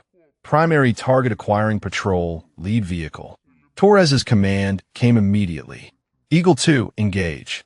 Chen's crosshairs settled on the primary sniper's upper torso, the figure backlit by ambient city light. Her trigger finger applied steady pressure, and the rifle punched back against her shoulder. Through the scope, she watched the target collapse forward across his rifle. Wade confirmed. Primary target down. Secondary target reacting. The second enemy sniper spun toward their position, attempting to locate the threat. Chen had already cycled her bolt and acquired the new target. The figure raised his rifle toward their building, but Chun fired first. The second enemy sniper dropped behind the AC unit and didn't move. Wade scanned the rooftop. Both targets down, no additional movement observed. The patrol below had heard the shots and taken defensive positions. Torres's voice cut through the radio traffic. Eagle 2, displacement protocol Alpha. Exfiltrate to rally point. Chun and Wade broke down their position with practiced efficiency, securing equipment while maintaining security. They moved down the stairwell using opposite wall coverage and exited through a pre-planned route that kept the building between them and the enemy rooftop. Martinez's voice came over radio. Eagle 1 confirms Eagle 2 displacement. We have overwatch on your exfil route. Chun and Wade moved through back alleys toward the rally point, arriving 6 minutes after leaving their hide. A Humvee waited with Torres in the passenger seat. Get in. We're going to clear that rooftop before enemy can recover their dead. The quick reaction force reached the enemy position 8 minutes after Chen's shots. Torres led the clearance with Chun and Wade providing overwatch from street level. The team climbed to the rooftop, and Torres's voice came over radio. 2 enemy Kia, both Syrian nationals based on documents. Long rifles are Dragunov SVD, professional-grade equipment. This was not militia. Torres descended with both enemy rifles, and documentation. Back at base, he spread everything across a table in operations. Chen examined the Dragunov rifles, both well-maintained and equipped with quality optics. Wade reviewed the documents with Torres. These guys were foreign fighters with formal training. The documentation shows they've been operating in this sector for 3 months. Torres looked at Chen. Your assessment was correct. They were hunting our patrols from positions we couldn't counter. Your hide location closed their advantage. Chen felt no satisfaction in the confirmation, only the familiar empty weight that came with confirmed kills. Rodriguez's face appeared in her mind, remembering his reaction after their first engagement together. He had been excited where she felt hollow. Torres continued his analysis. Intelligence will want these documents and weapons. This confirms what we suspected about organized foreign sniper cells. Chun, your first operation with Scout Platoon just eliminated 2 trained enemy snipers without friendly casualties. That's textbook execution. Wade added his assessment. Her shooting was perfect, sir. Both shots at over 200 meters in low light conditions, both immediate kills. Chun secured her rifle and began post-mission maintenance. Captain, request permission to return to quarters. Torres checked his watch. Go get rest. Debrief is at 1300 hours. Chun left operations carrying her rifle case, exhaustion settling over her like a familiar coat. Wade caught up with her outside. You did good work tonight. Chun kept walking. Just did the job, Staff Sergeant. Wade matched her pace. I worked with a lot of snipers. Most of them get excited after confirmed kills, want to talk about the shots, replay everything. You look like someone who just finished filing paperwork. Chin stopped and faced him. Staff Sergeant, I've had this conversation before. Killing people isn't exciting. It's necessary sometimes, but it's not something I celebrate. Wade held up his hands. Not judging, just observing. Rodriguez was your spotter? For how long? Chin's jaw tightened. 13 months. Wade nodded slowly. That's a long time to work with someone that closely. You probably knew what he was thinking before he said it. Chin's voice came quieter. Usually yes. Wade seemed to understand something unspoken. I'm not trying to replace him. Just trying to be a good spotter for you. Chin appreciated the directness. I know, Staff Sergeant. It's just different. Wade smiled slightly. Everything's different until it becomes familiar. Give it time. Chin acknowledged and continued toward quarters. Inside her room, she cleaned her rifle with methodical attention while her mind processed the night's engagement. 2 enemy snipers eliminated, both professional fighters with training and equipment. The math suggested a larger organization supplying and directing these teams. Her phone buzzed with a text from an unknown number. This is Garrett. Heard you got 2 tonight. Rangers owe you for yesterday, and Scout Platoon owes you for today. Let me know if you need anything. Chun stared at the message, surprised by the outreach from someone who had dismissed her 36 hours ago. She typed back a simple thanks and set the phone down. Sleep came eventually, but brought dreams of Rodriguez calling wind corrections while she tracked targets through her scope. In the dream, he was alive and smiling, making jokes between shots the way he always had. When she woke at 0600, the room felt emptier than before. The contrast between dream and reality sharp enough to hurt. Chun dressed and headed to the dining facility where Wade sat with Martinez and Cooper. They waved her over, and she joined them with coffee and breakfast. Martinez spoke first, his earlier skepticism replaced by professional respect. Your position recommendations were solid. We had clear coverage on your exfiltration, and the overlapping fields worked exactly like you described. Cooper added his assessment. I reviewed the after-action footage from last night. Your shooting was clinical. No hesitation, no wasted movement, just perfect execution. Chin focused on her coffee. It's what I was trained to do. Martinez leaned back in his chair. Colonel Hayes made the right call pulling you out of motor transport. You're saving lives in this role. Chin wanted to argue that she had been content driving trucks, that she hadn't asked for this reassignment, that every confirmed kill reminded her of Rodriguez's absence. Instead, she said, just trying to do the mission, Sergeant. The words felt hollow, but they were what military culture expected. Wade caught her eye and gave a slight nod, understanding that she didn't want to discuss it further. Torres entered the dining facility and approached their table. Chen, Wade, good work last night. Intelligence confirmed those Syrians were part of a 12-man cell operating across 3 sectors.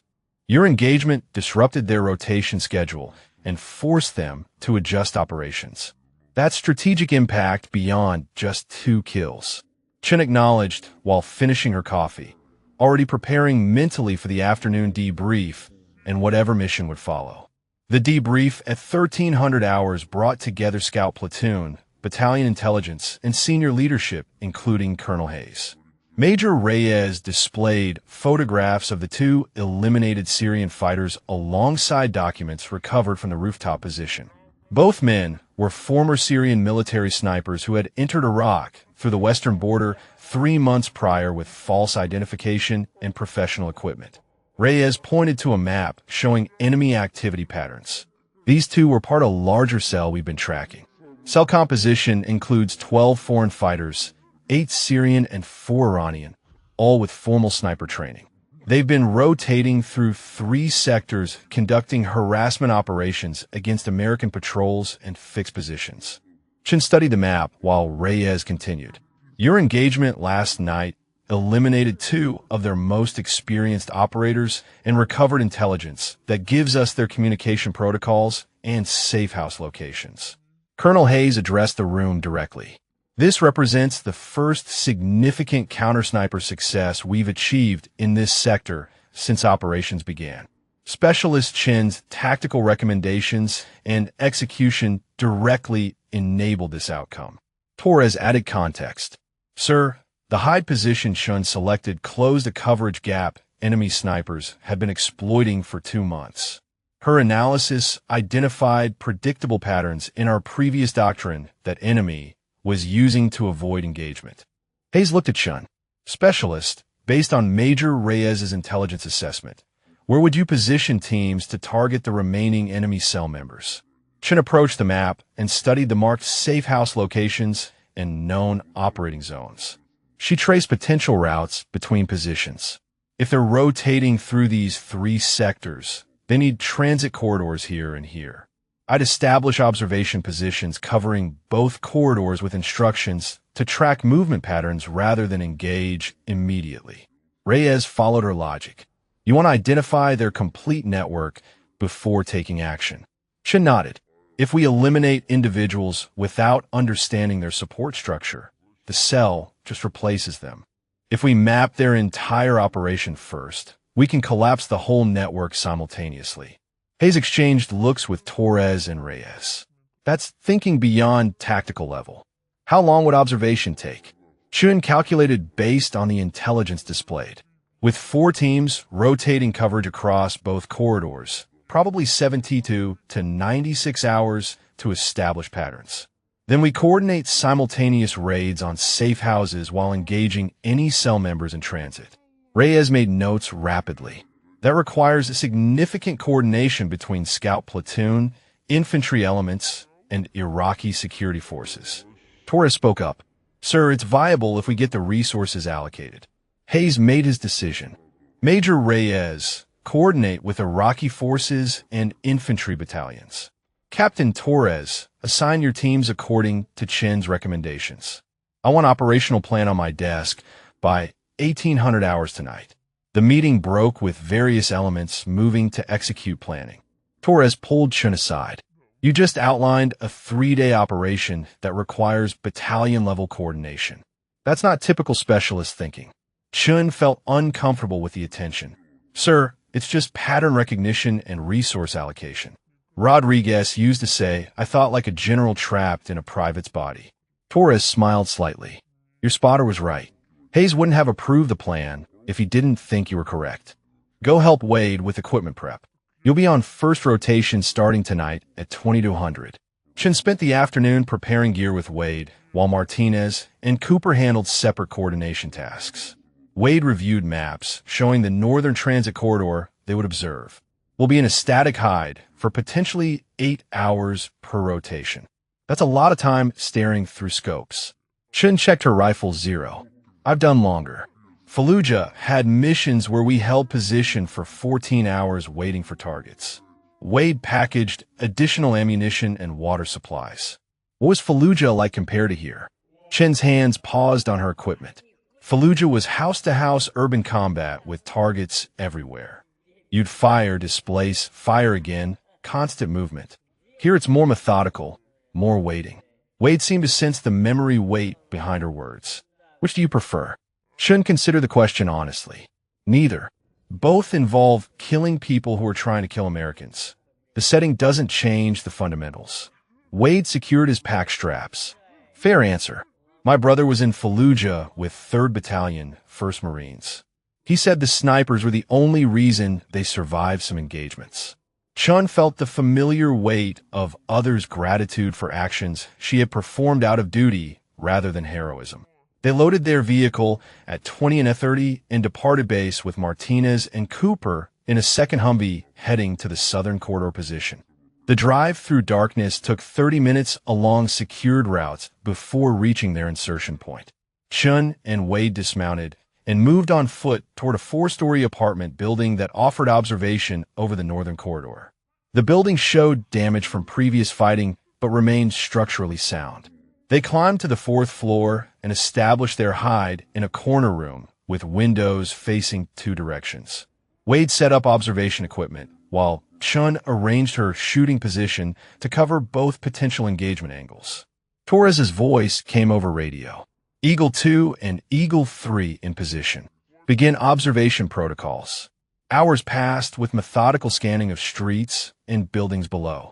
Chun tracked vehicle movements, pedestrian patterns, and any indicators of enemy presence. Wade maintained log entries recording everything they observed. At 0:40, a small truck appeared in their observation zone, moving slowly with 2 individuals in the cab and covered cargo in the bed. Wade focused his spotting scope. Vehicle moving north to south, reduced speed, 2 occupants visible. Chen watched through her rifle scope as the truck stopped at an intersection. The passenger dismounted and moved to the rear, pulling back the covering to reveal long cases consistent with rifle storage. Wade keyed his radio. Eagle 1. Eagle 2 has vehicle with suspected weapons cargo at grid coordinates following. Torres responded immediately. Observe and track.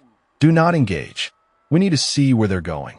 The truck resumed movement, and Chun and Wade tracked it through their observation arc until it disappeared into the southern sector. Wade relayed the last known position while Chun marked the map. Torres acknowledged. Eagle 3 reports they have visual on same vehicle entering southern corridor. Maintain observation. The night continued with 3 more similar vehicle movements recorded and tracked. By 0600, when their rotation ended, they had documented 7 vehicles, 12 individuals on foot, and 2 possible safe house locations where multiple vehicles stopped. Torres called the observation teams back to base for debrief and rest before second rotation. In operations, Reyes compiled information from both teams onto a master map. The pattern Shin predicted was materializing with clear transit routes and congregation points. Hayes reviewed the developing intelligence. 24 hours of observation has provided more actionable intelligence than 2 months of reactive operations. Shin, your assessment was correct. How many more rotations before we have complete picture? Shin studied the map carefully. The pattern is establishing, but we need another 48 hours to confirm secondary routes and identify all safe houses. They're being careful, but not careful enough if you know what to look for. Hayes nodded. Continue observation rotations. I want updates every 12 hours. The briefing ended and teams dispersed to rest before their next shifts. Chen returned to quarters and collapsed on her bunk, exhaustion overwhelming the caffeine that had kept her alert through 8 hours of observation. Sleep came quickly, but brought more dreams of Rodriguez reviewing maps and calling out targets. When she woke 4 hours later, Wade was knocking on her door. Time for shift 2. Chen dressed rapidly and met him outside. The second rotation followed the same pattern with different hide position covering alternate observation angles. More vehicles documented, more individuals tracked, more safe house locations identified. By the end of 48 hours, Reyes had compiled comprehensive intelligence showing the entire enemy cell structure with 12 individuals for safe houses and established movement patterns. Hayes convened final planning meeting with all elements. We execute simultaneous operations tomorrow night at 2300 hours. Infantry teams hit all 4 safe houses simultaneously. Scout teams cover transit routes and engage any cell members attempting to escape or reinforce. Iraqi security forces establish outer cordon to prevent civilian interference. Chun listened to coordination details while mentally preparing for what would likely be sustained engagement. Torres addressed his teams directly. This is battalion-level operation targeting entire enemy network. Your observation work made this possible. Tomorrow night, we eliminate this cell completely. Questions? Martinez raised his hand. Rules of engagement for individuals attempting to flee? Torres's answer came firm. Anyone carrying weapons attempting to leave safe house locations or transit corridors is considered hostile. Engage as necessary. The meeting ended with teams moving to final preparations. Wade found Chun checking her rifle for the 5th time. You always this meticulous before operations? Chen's hands continued working. Rodriguez died because someone made a mistake with artillery coordinates. I control what I can't control. Wade understood immediately. Your equipment maintenance is how you process anxiety. Chen didn't deny it. Every round I check is one less chance of equipment failure. Every adjustment I verify is one less variable during engagement. It's how I stayed alive in Fallujah and how Rodriguez would have wanted me to operate. Wade sat beside her. Tomorrow's going to be intense. Potentially multiple targets across extended time frame. You ready for that? She met his eyes directly. Staff Sergeant, I've engaged multiple targets across extended time frames before. The difference tomorrow is we're taking the initiative instead of reacting. That's preferable. Wade nodded slowly, just making sure. Some snipers handle planned operations differently than emergent threats. Chen returned to her rifle. The trigger doesn't know if I plan to pull it or how to pull it. Result is the same. Wade smiled slightly. You really are all business. Chen's response came quieter. Business keeps you alive. Emotion gets you killed. Rodriguez learned that the hard way, and I won't dishonor his memory by forgetting the lesson. Wade stood to leave. Get some rest. Tomorrow night is going to be long. Chen acknowledged and continued her equipment checks long after he departed, the methodical work keeping her mind occupied and her hands steady. Chen and Wade established their position at 2200 hours in a hide overlooking the primary transit corridor between safe houses. Intelligence indicated this route would see the highest probability of enemy movement once raids began. 3 other scout teams covered alternate positions while infantry elements staged near target buildings. The coordination required precise timing across 8 separate units. Wade completed his equipment setup and began scanning the corridor through his spotting scope. Multiple vehicles on street. Normal civilian patterns so far.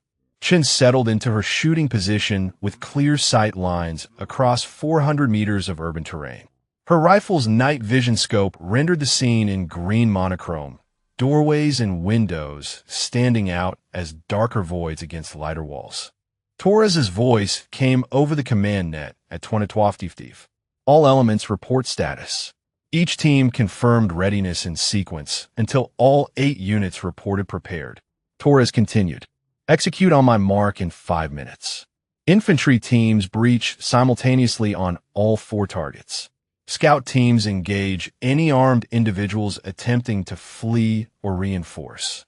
Mark given at 2300 exactly. Chun controlled her breathing while counting down the final minutes. Beside her, Wade maintained observation on the street below, where civilian foot traffic had thinned to occasional individuals. At 20:15, the street emptied completely as the few remaining people sensed impending military action and moved indoors. Wade noted the shift. Street just cleared. Civilians have good survival instincts. Torres gave the execute command precisely at 2300.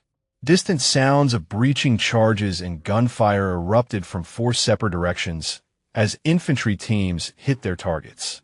Wade tracked his scope toward the nearest safe house 2 blocks east. I have visual on target building Alpha. Infantry engaging inside structure. Chun maintained focus on the corridor intersection below where anyone fleeing would have to pass. 30 seconds after raids began, Wade spotted movement. Vehicle departing target building Charlie, heading north on transit corridor. 3 occupants visible. Chun swung her scope to acquire the approaching truck. Torres's voice cut through radio traffic. All scout teams. Vehicle fleeing Charlie with multiple armed occupants. Engage as necessary. The truck accelerated into Chen's observation zone, and she tracked it through her scope. Wade called corrections. Vehicle speed approximately 40 kilometers per hour, range 360 meters, and closing. Chun led the driver's position, calculating movement and distance. Her crosshairs settled on the windshield, and she fired. The round punched through glass, and the truck swerved violently before crashing into a concrete barrier. 2 individuals bailed from the passenger side, carrying rifles. Wade tracked them. 2 dismounts heading east into alley, both armed. Chun cycled her bolt and acquired the first runner. Her shot dropped him 20 meters into the alley. The second individual took cover behind a dumpster and began firing toward their hide position. Rounds impacted the building below their window, but the angle prevented effective return fire. Martinez's voice came over radio. Eagle 1 has visual on dismount behind dumpster. Taking shot. 2 seconds later, the figure collapsed, and Martinez confirmed. Target down. Wade scanned for additional threats. 3 individuals neutralized on North Corridor. Building Charlie showing continued engagement inside.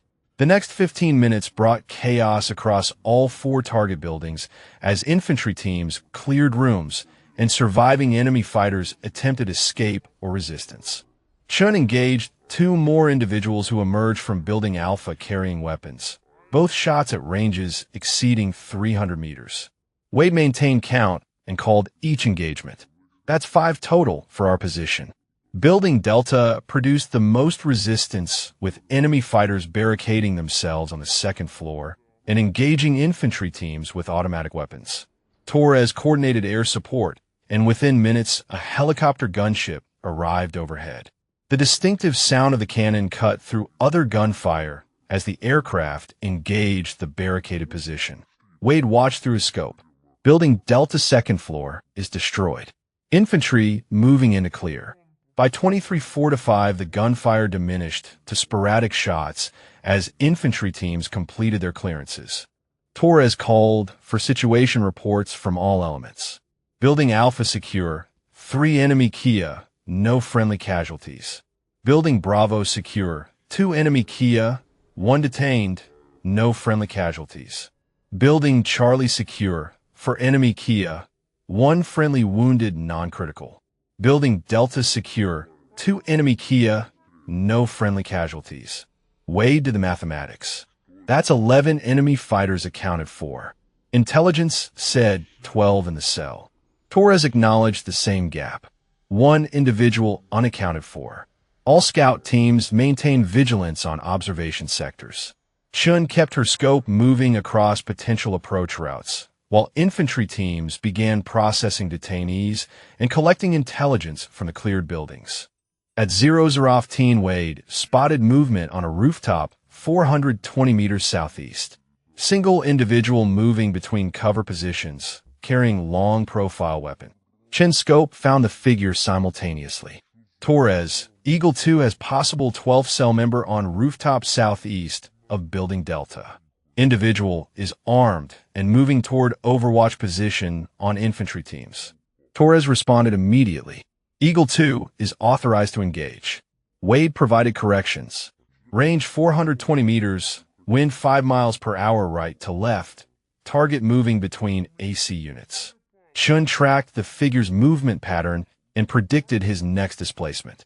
When he moved from behind one unit toward another, she fired. The target went down and didn't move. Wade confirmed through his scope. Target neutralized. That's 12. Torres called final accountability. All enemy cell members eliminated or detained. Infantry teams begin extraction with captured intelligence and detainee. Scout teams hold position until infantry clears the area. Chen maintained her shooting position for another 30 minutes, while infantry teams loaded vehicles and departed the objective area. Only when Torres gave clearance did she and Wade break down their hide. They exfiltrated to their vehicle and returned to base, arriving at 1200. The operations center held controlled chaos as intelligence personnel processed capture materials and infantry teams completed after-action documentation. Hayes stood at the center reviewing initial reports when Chun and Wade entered. Specialist Chun, Staff Sergeant Wade, good work tonight. Your position accounted for 6 of 12 enemy fighters. Reyes approached with preliminary assessment. We recovered communications equipment, documents showing cell organization, and weapons cache, including 4 Dragunov rifles and 2 Iranian-manufactured anti-material rifles. This cell was planning major attacks on coalition convoys. Your operation prevented significant American casualties. Chun felt the familiar emptiness that accompanied such assessments. 6 more confirmed kills added to her total. 6 more faces she would eventually forget, but whose deaths would accumulate in the hollow space Rodriguez's death had created. Hayes addressed the assembled teams. This operation represents exactly the kind of proactive counter-sniper work we need. Specialist Chen's strategic planning and tactical execution enabled complete dismantlement of an organized enemy network. The intelligence recovered will support operations across 3 additional sectors. Torres added his perspective. Sir, Chen's analysis identified patterns we've been missing for months. Her recommendations changed our entire operational approach. Hayes looked at Chen directly. Specialist, you've been in Scout Platoon for 4 days and fundamentally altered how we conduct counter-sniper operations. That's exceptional performance. I'm recommending you for promotion to Sergeant and formal recognition for your actions since arriving in theater. Chen wanted to refuse, to explain that she didn't want recognition or promotion, that she just wanted to honor Rodriguez's memory by doing the work. Instead, she said, "Thank you, sir." The briefing ended, and teams dispersed to their quarters. Wade walked with Chun across the base. 6 kills in 1 night, plus the 2 from our first operation. You're at 8 confirmed in 4 days. That's a pace most snipers don't see in an entire deployment. Chen's voice came flat. It's not a competition, Staff Sergeant. Wade held up his hands. Not saying it is. Just observing that you're exceptionally effective. Chen stopped walking and faced him. Staff Sergeant, every person I kill is someone who won't go home to their family. Enemy or not, that's the reality. I do it because it saves American lives, but I don't celebrate the math. Wade's expression softened. I understand. My brother said the same thing after Fallujah. The good ones never celebrate. Chen resumed walking. Rodriguez used to say the day you start enjoying it is the day you need to stop doing it. They reached Chen's quarters, and Wade prepared to leave. Get some rest. Torres wants full debrief at 1300 tomorrow. Chen acknowledged and entered her room, setting her rifle case down with careful precision. She sat on her bunk and pulled out the photograph she kept in her footlocker. Rodriguez in full gear, smiling at the camera with Fallujah skyline behind him. 22 years old and confident they would both survive the deployment. Chen's phone buzzed with a text from Garrett. Heard you got 6 tonight. You're making Rangers look bad. She almost smiled at the attempt at humor before setting the phone aside. Sleep came eventually, but brought the same dreams of Rodriguez calling corrections while she tracked targets. In the dreams, he was proud of her work. In reality, she suspected he would understand her emptiness better than anyone's pride. Morning brought routine tasks and equipment maintenance. Chun cleaned her rifle with methodical attention, while other scout team members prepared for training exercises. Martinez approached her workstation. Chun, Colonel Hayes wants to see you in his office at 1100. Something about your promotion paperwork.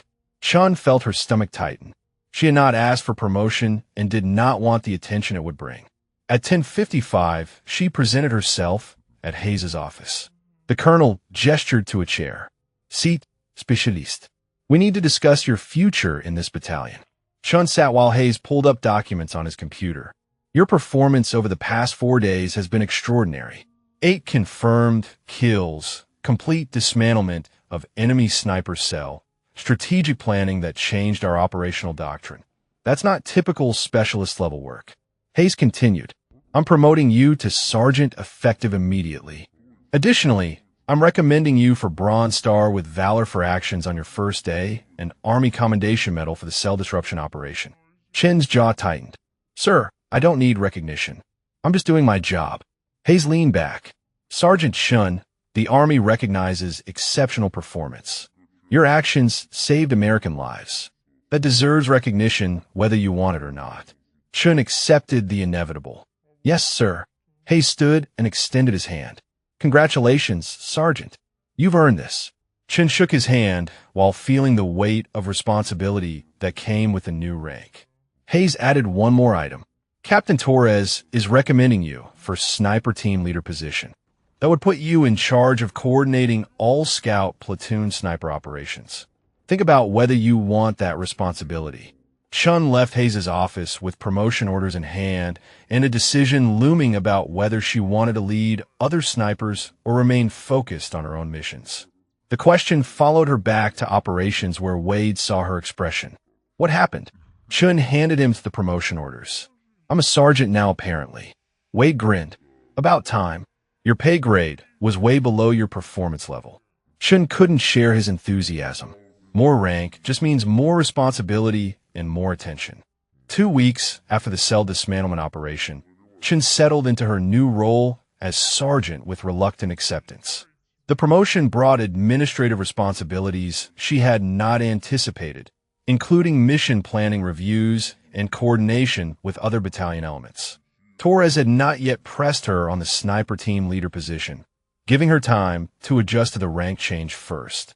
The Scout platoon operations tempo increased as word spread through battalion about their success. Infantry commanders requested sniper support for missions they previously would have executed without specialized assets. Chun found herself reviewing tactical plans and providing recommendations for 3 different companies simultaneously. Wade observed her buried under maps and mission folders. You look like someone drowning in paperwork. Chun marked another position on a map. Captain Torres wants my assessment on 5 different operations by 1600. I'm starting to understand why Rodriguez always said he was glad he stayed a Lance Corporal. Wade grabbed half the folders. I'll review these 3 and give you preliminary analysis. You focus on the priority missions.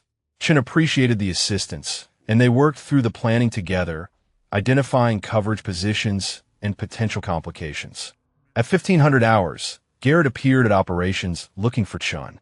Torres directed him to where she worked with Wade. Staff Sergeant, what brings Rangers to Scout Platoon? Garrett smiled. Actually, it's Sergeant now. Got promoted last week. Also, I came to talk to Chun about something. Wade excused himself while Garrett took a seat across from Chun. Garrett's expression turned serious. I owe you an apology. 2 weeks ago, I treated you like you were incompetent because you were a supply specialist.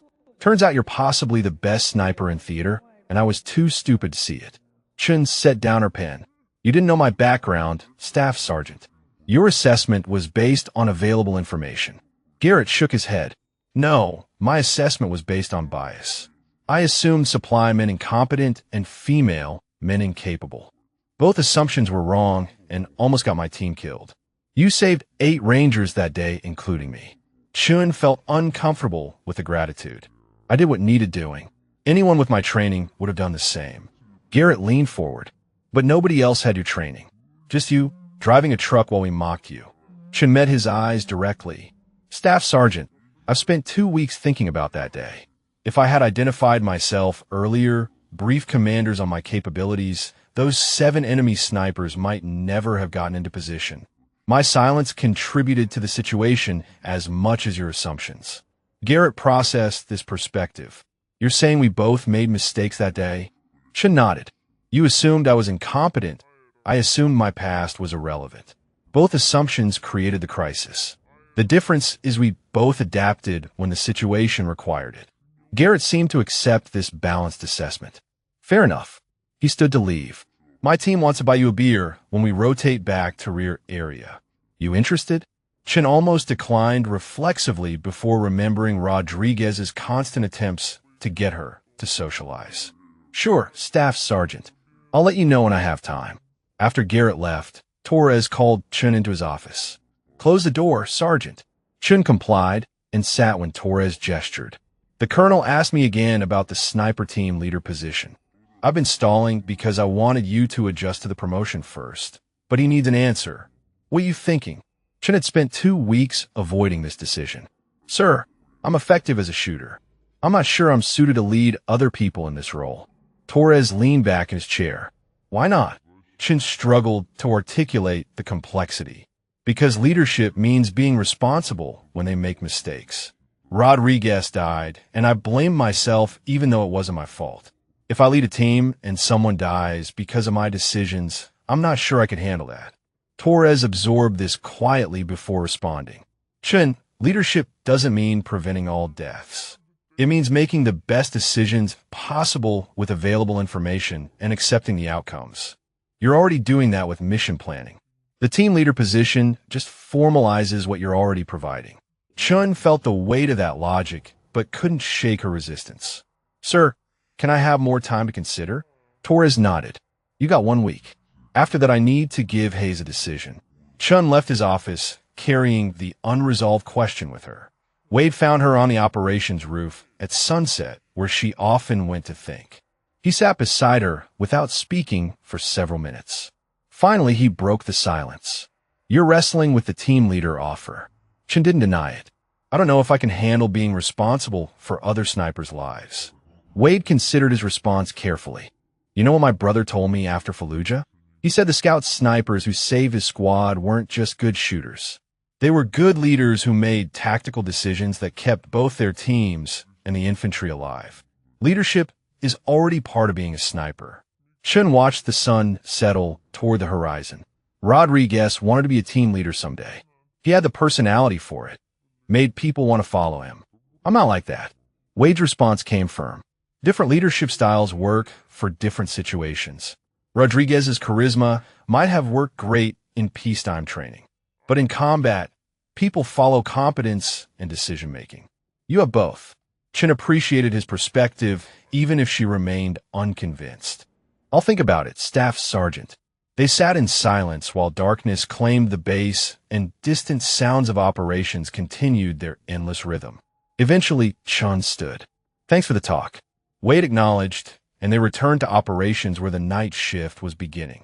The following week brought 3 more missions, with Chen providing overwatch for infantry operations. Each mission succeeded without friendly casualties and with multiple enemy engagements neutralized.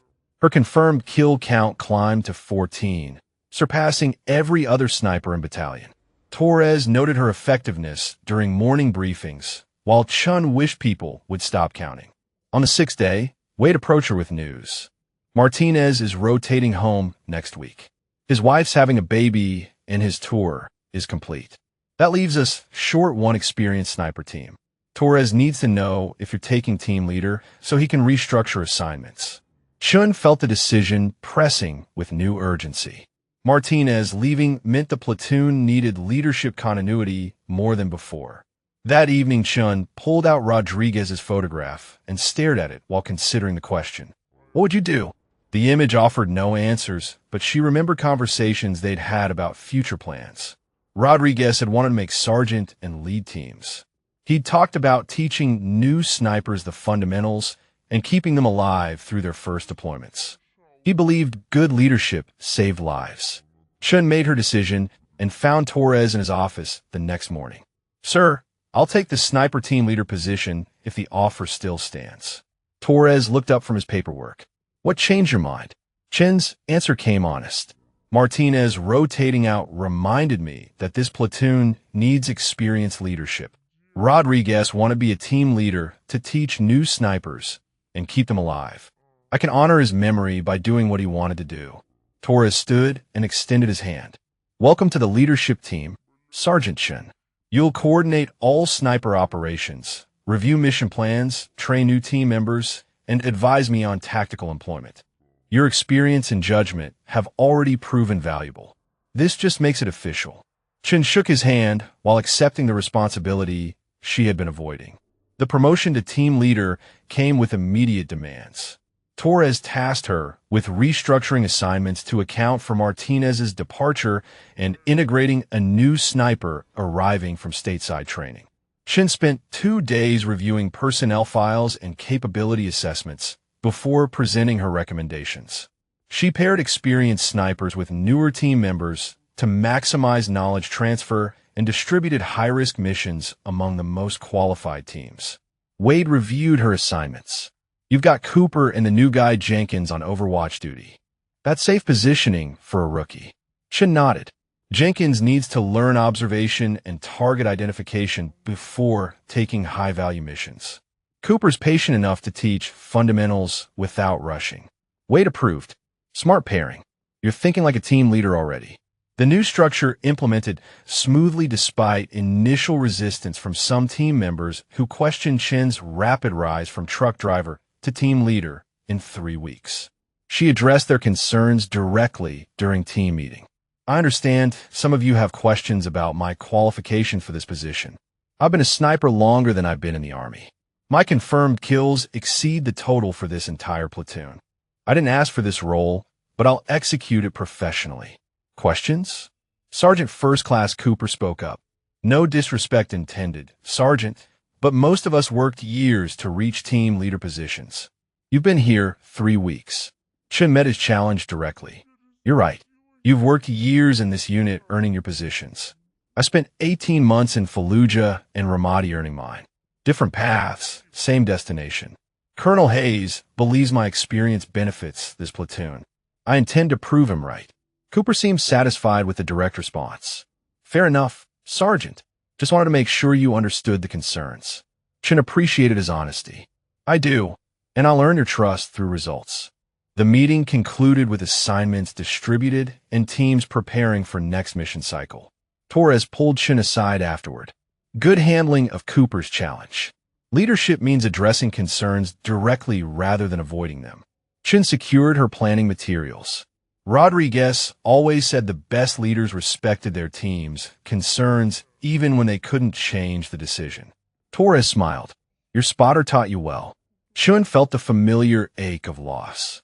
You taught me a lot of things, sir. Torres's expression softened. I read his service record. He would have made an excellent team leader if he'd survived. Carrying forward his lessons honors his memory. That night, Chen sat in her quarters reviewing mission plans for the next week. Her new responsibilities as team leader required her to think beyond individual engagements to overall platoon effectiveness and risk distribution. The additional mental load felt heavy but purposeful. Rodriguez had wanted to lead, to teach, to keep young snipers alive. She would do those things in his place, carrying the lessons he'd taught her into the responsibility he'd never gotten to assume. 3 weeks into her role as sniper team leader, Chen coordinated 5 separate operations simultaneously while training Jenkins on advanced observation techniques.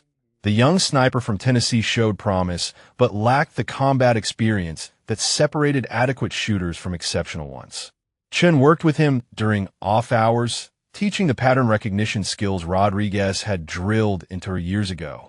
Jenkins struggled with target identification during a training exercise.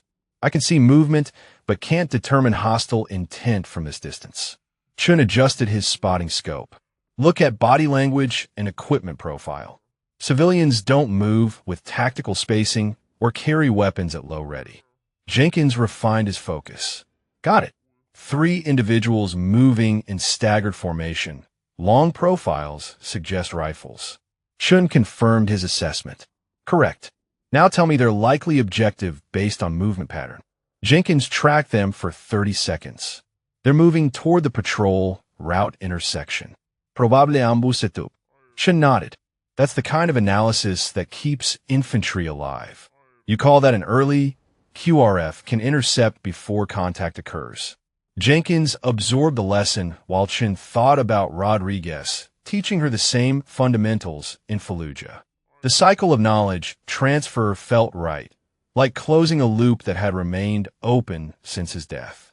Wade approached with new intelligence from Major Reyes. Chun, we've got a situation developing.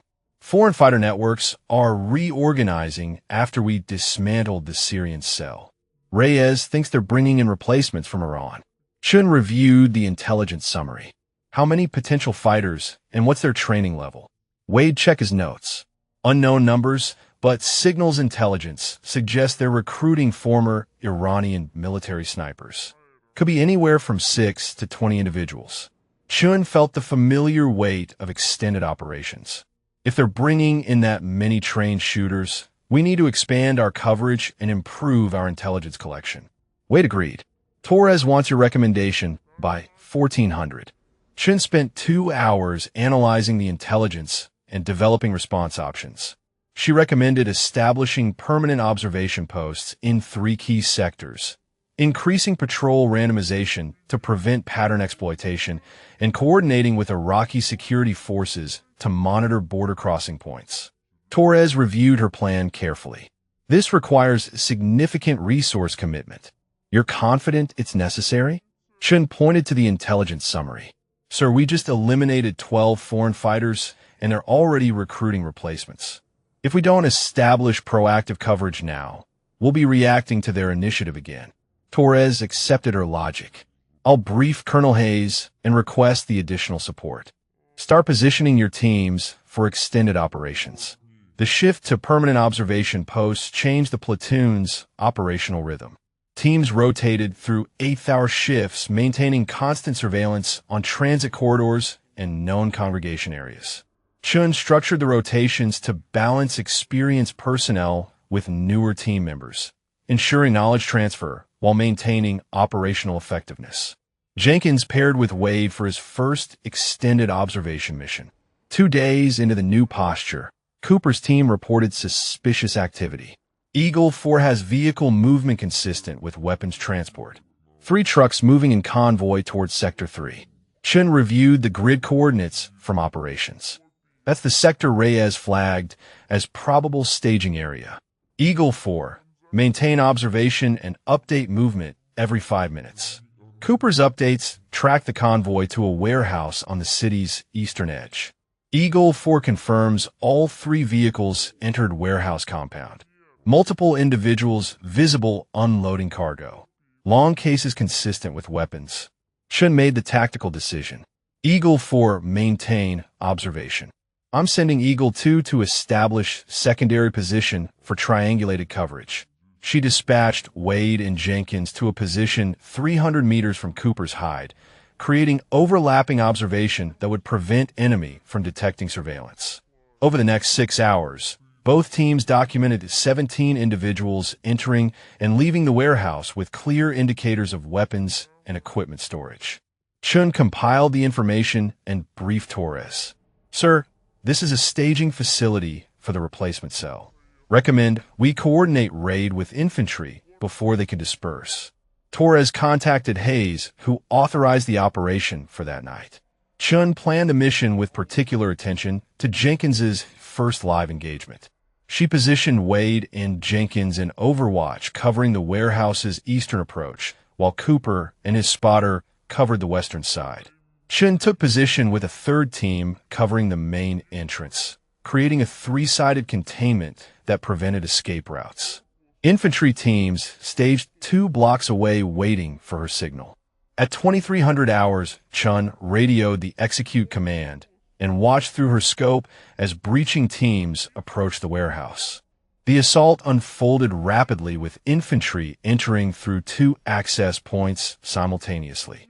Gunfire erupted immediately as enemy fighters inside resisted. Chun tracked movement through her scope while coordinating teams over radio.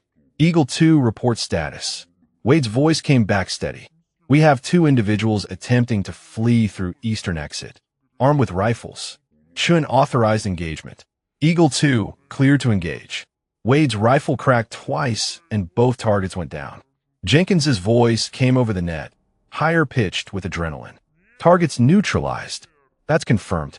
The warehouse clearance took 8 minutes with sustained gunfire before infantry teams called Building Secure.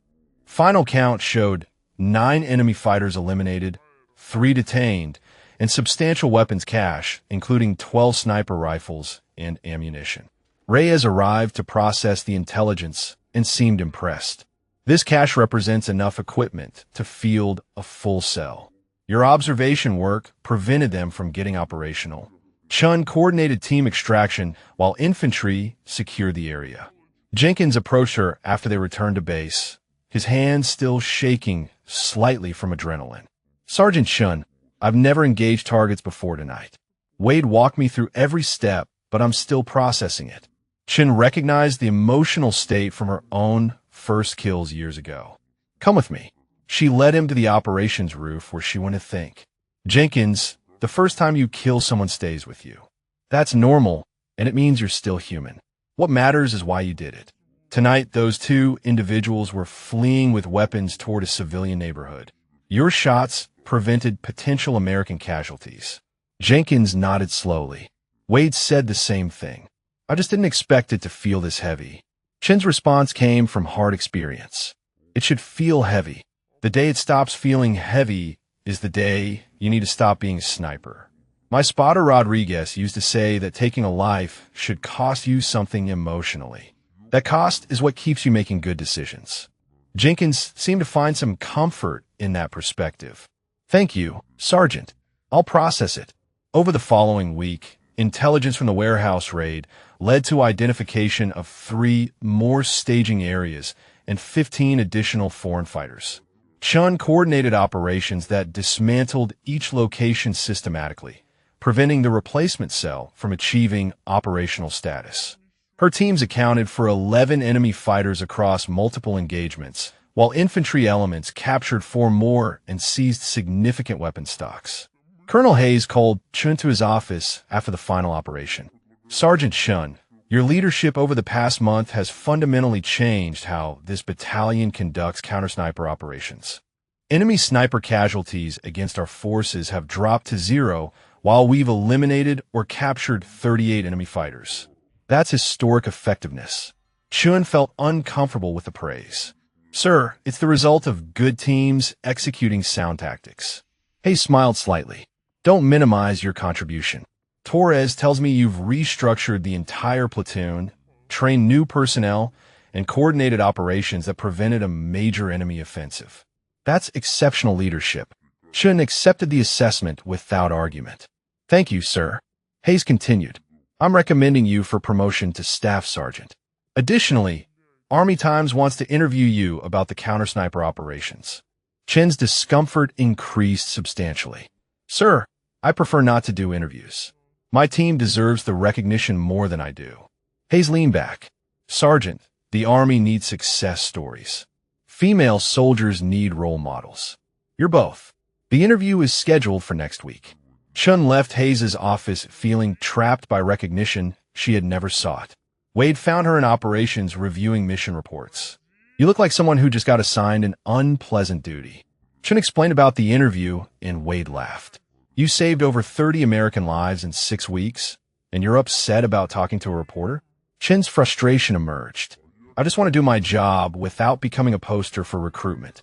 Wade's expression turned more serious. Chun, whether you like it or not, your story matters. Female soldier goes from driving trucks to becoming the most effective sniper in theater. That inspires people. It shows that talent and dedication matter more than assumptions. Chun wanted to argue, but recognized the truth in his words. Rodriguez would have told her the same thing about accepting recognition gracefully. The Army Times interview occurred the following Tuesday, with Chun providing careful answers about tactics and team performance while deflecting personal questions. The reporter pressed for human interest details. What made you keep your rifle after leaving the Marines? Chin's answer came honest. It represented 18 months of work with my spotter who died in combat. I couldn't abandon that. The resulting article appeared 2 weeks later with the headline Female Sergeant Leads Counter-Sniper Revolution in Iraq. Chin read it once and felt embarrassed by the focus on her individual contribution rather than team effort. Wade read it and grinned. You're famous now. Chin shook her head. I'm the same person doing the same job. Wade disagreed. No, you're someone whose story might convince a young woman that she can serve in combat roles effectively. That matters. Torres called a team meeting to address the article's publication. Some of you may feel the recognition should be more distributed. You're right. This platoon's success comes from everyone's contributions. But Chen's leadership enabled our effectiveness, and the Army chose to highlight that. We support our team leader regardless of external attention. The meeting ended with general acknowledgement, and Chen feeling slightly less uncomfortable. That evening, Garrett texted her. Saw the article. My Rangers are telling everyone they got saved by the famous sniper. You're never living this down. Chen smiled despite herself and responded. Just doing my job like everyone else. Garrett's reply came immediately. That's what makes you good at it. See you for that beer when we rotate out. Chen sat in her quarters looking at Rodriguez's photograph.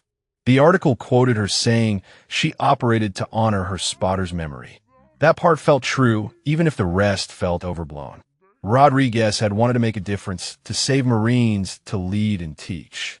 She was doing all those things now in his absence, carrying forward his aspirations through her own actions.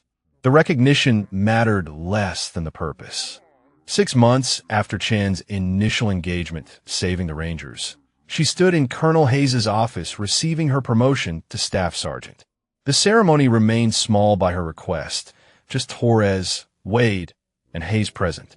The colonel pinned the new rank on her uniform while speaking about leadership and sacrifice.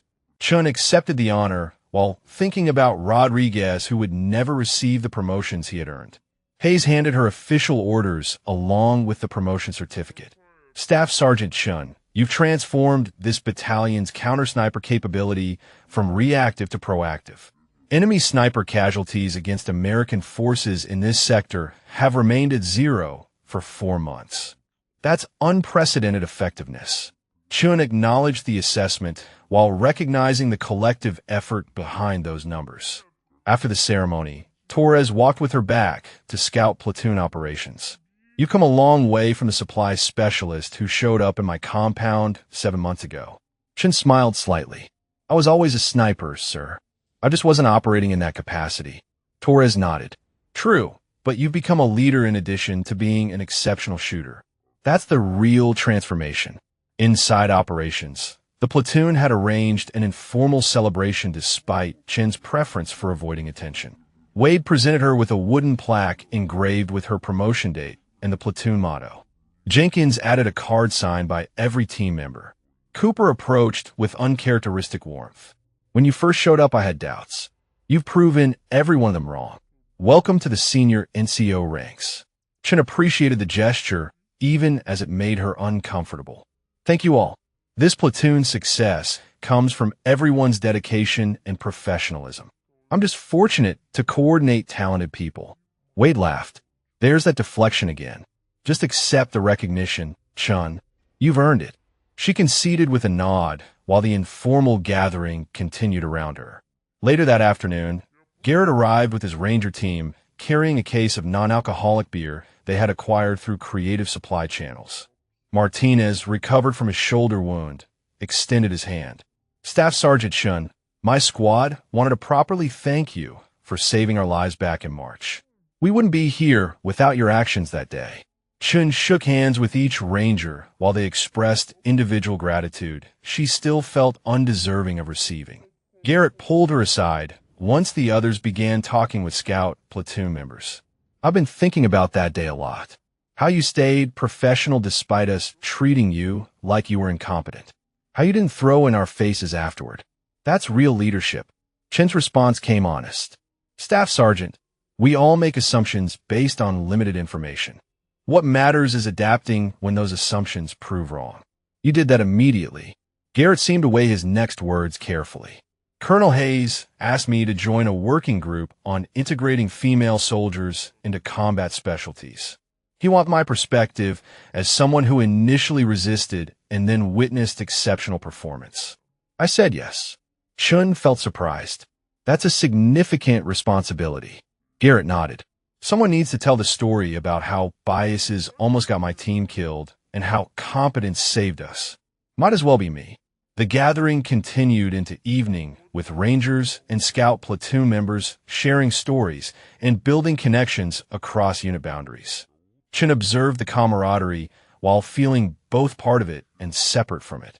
Wade noticed her standing apart and joined her. You're doing the thing where you isolate despite being surrounded by people who respect you. Chen acknowledged the observation. Old habit from Fallujah.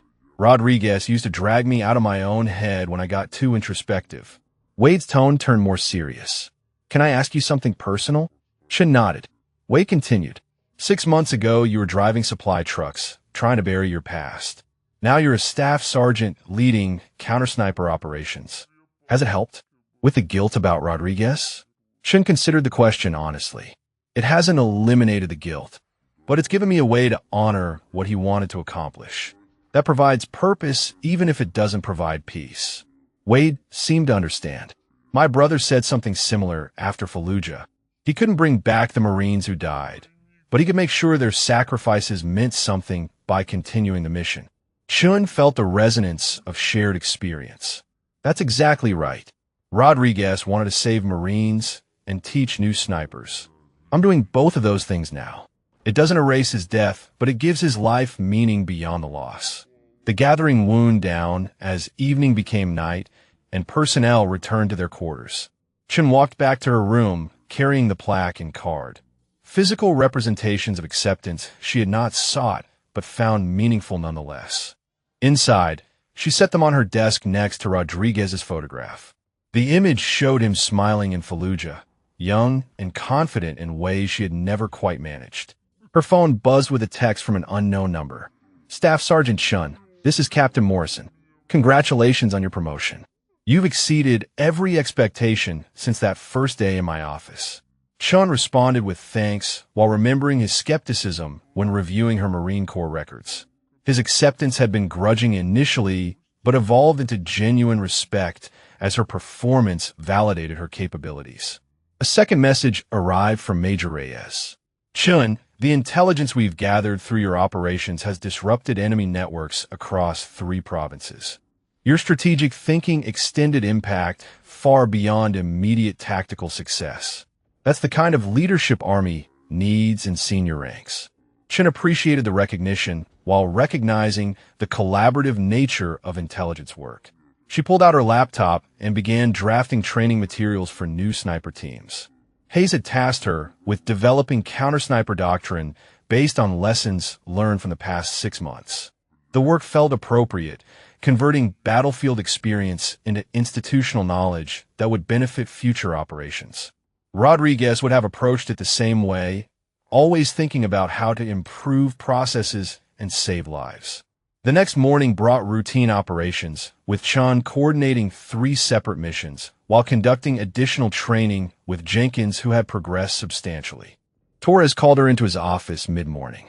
Chen, Division wants to expand your counter-sniper program to other battalions.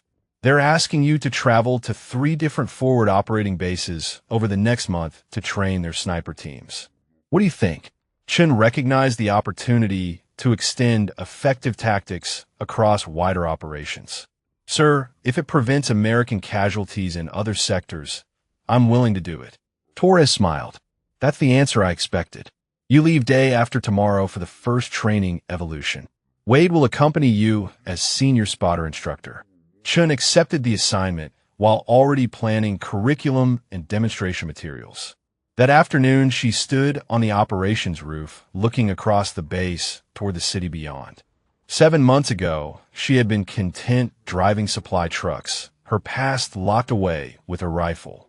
Events had forced that past into present and transformed her role entirely. The change had been involuntary initially, but had become purposeful as she found ways to honor Rodriguez's memory through leadership and teaching. Wade joined her on the roof. Thinking about the training missions? Chen nodded, thinking about how far things have changed since I arrived. Wade leaned against the railing. You mean since you saved 8 Rangers, eliminated 43 enemy fighters, restructured counter-sniper operations, and became the most effective team leader in theater? Chen smiled slightly. When you list it that way, it sounds more significant than it feels. Wade's response came firm.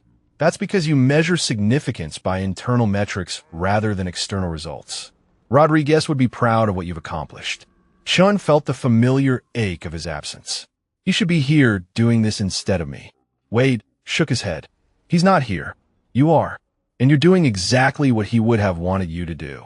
That's the best way to honor someone's memory. Chun accepted the truth in those words while watching the sun begin its descent toward evening. The city stretched before them, the same streets where she had engaged enemy snipers and prevented American casualties. The work would continue tomorrow and the day after, each mission adding to the accumulated weight of confirmed kills and saved lives. The mathematics of combat never balanced cleanly, but purpose could be found in the execution. That evening, she sat in her quarters and wrote a letter to Rodriguez's parents, something she had been unable to do for years.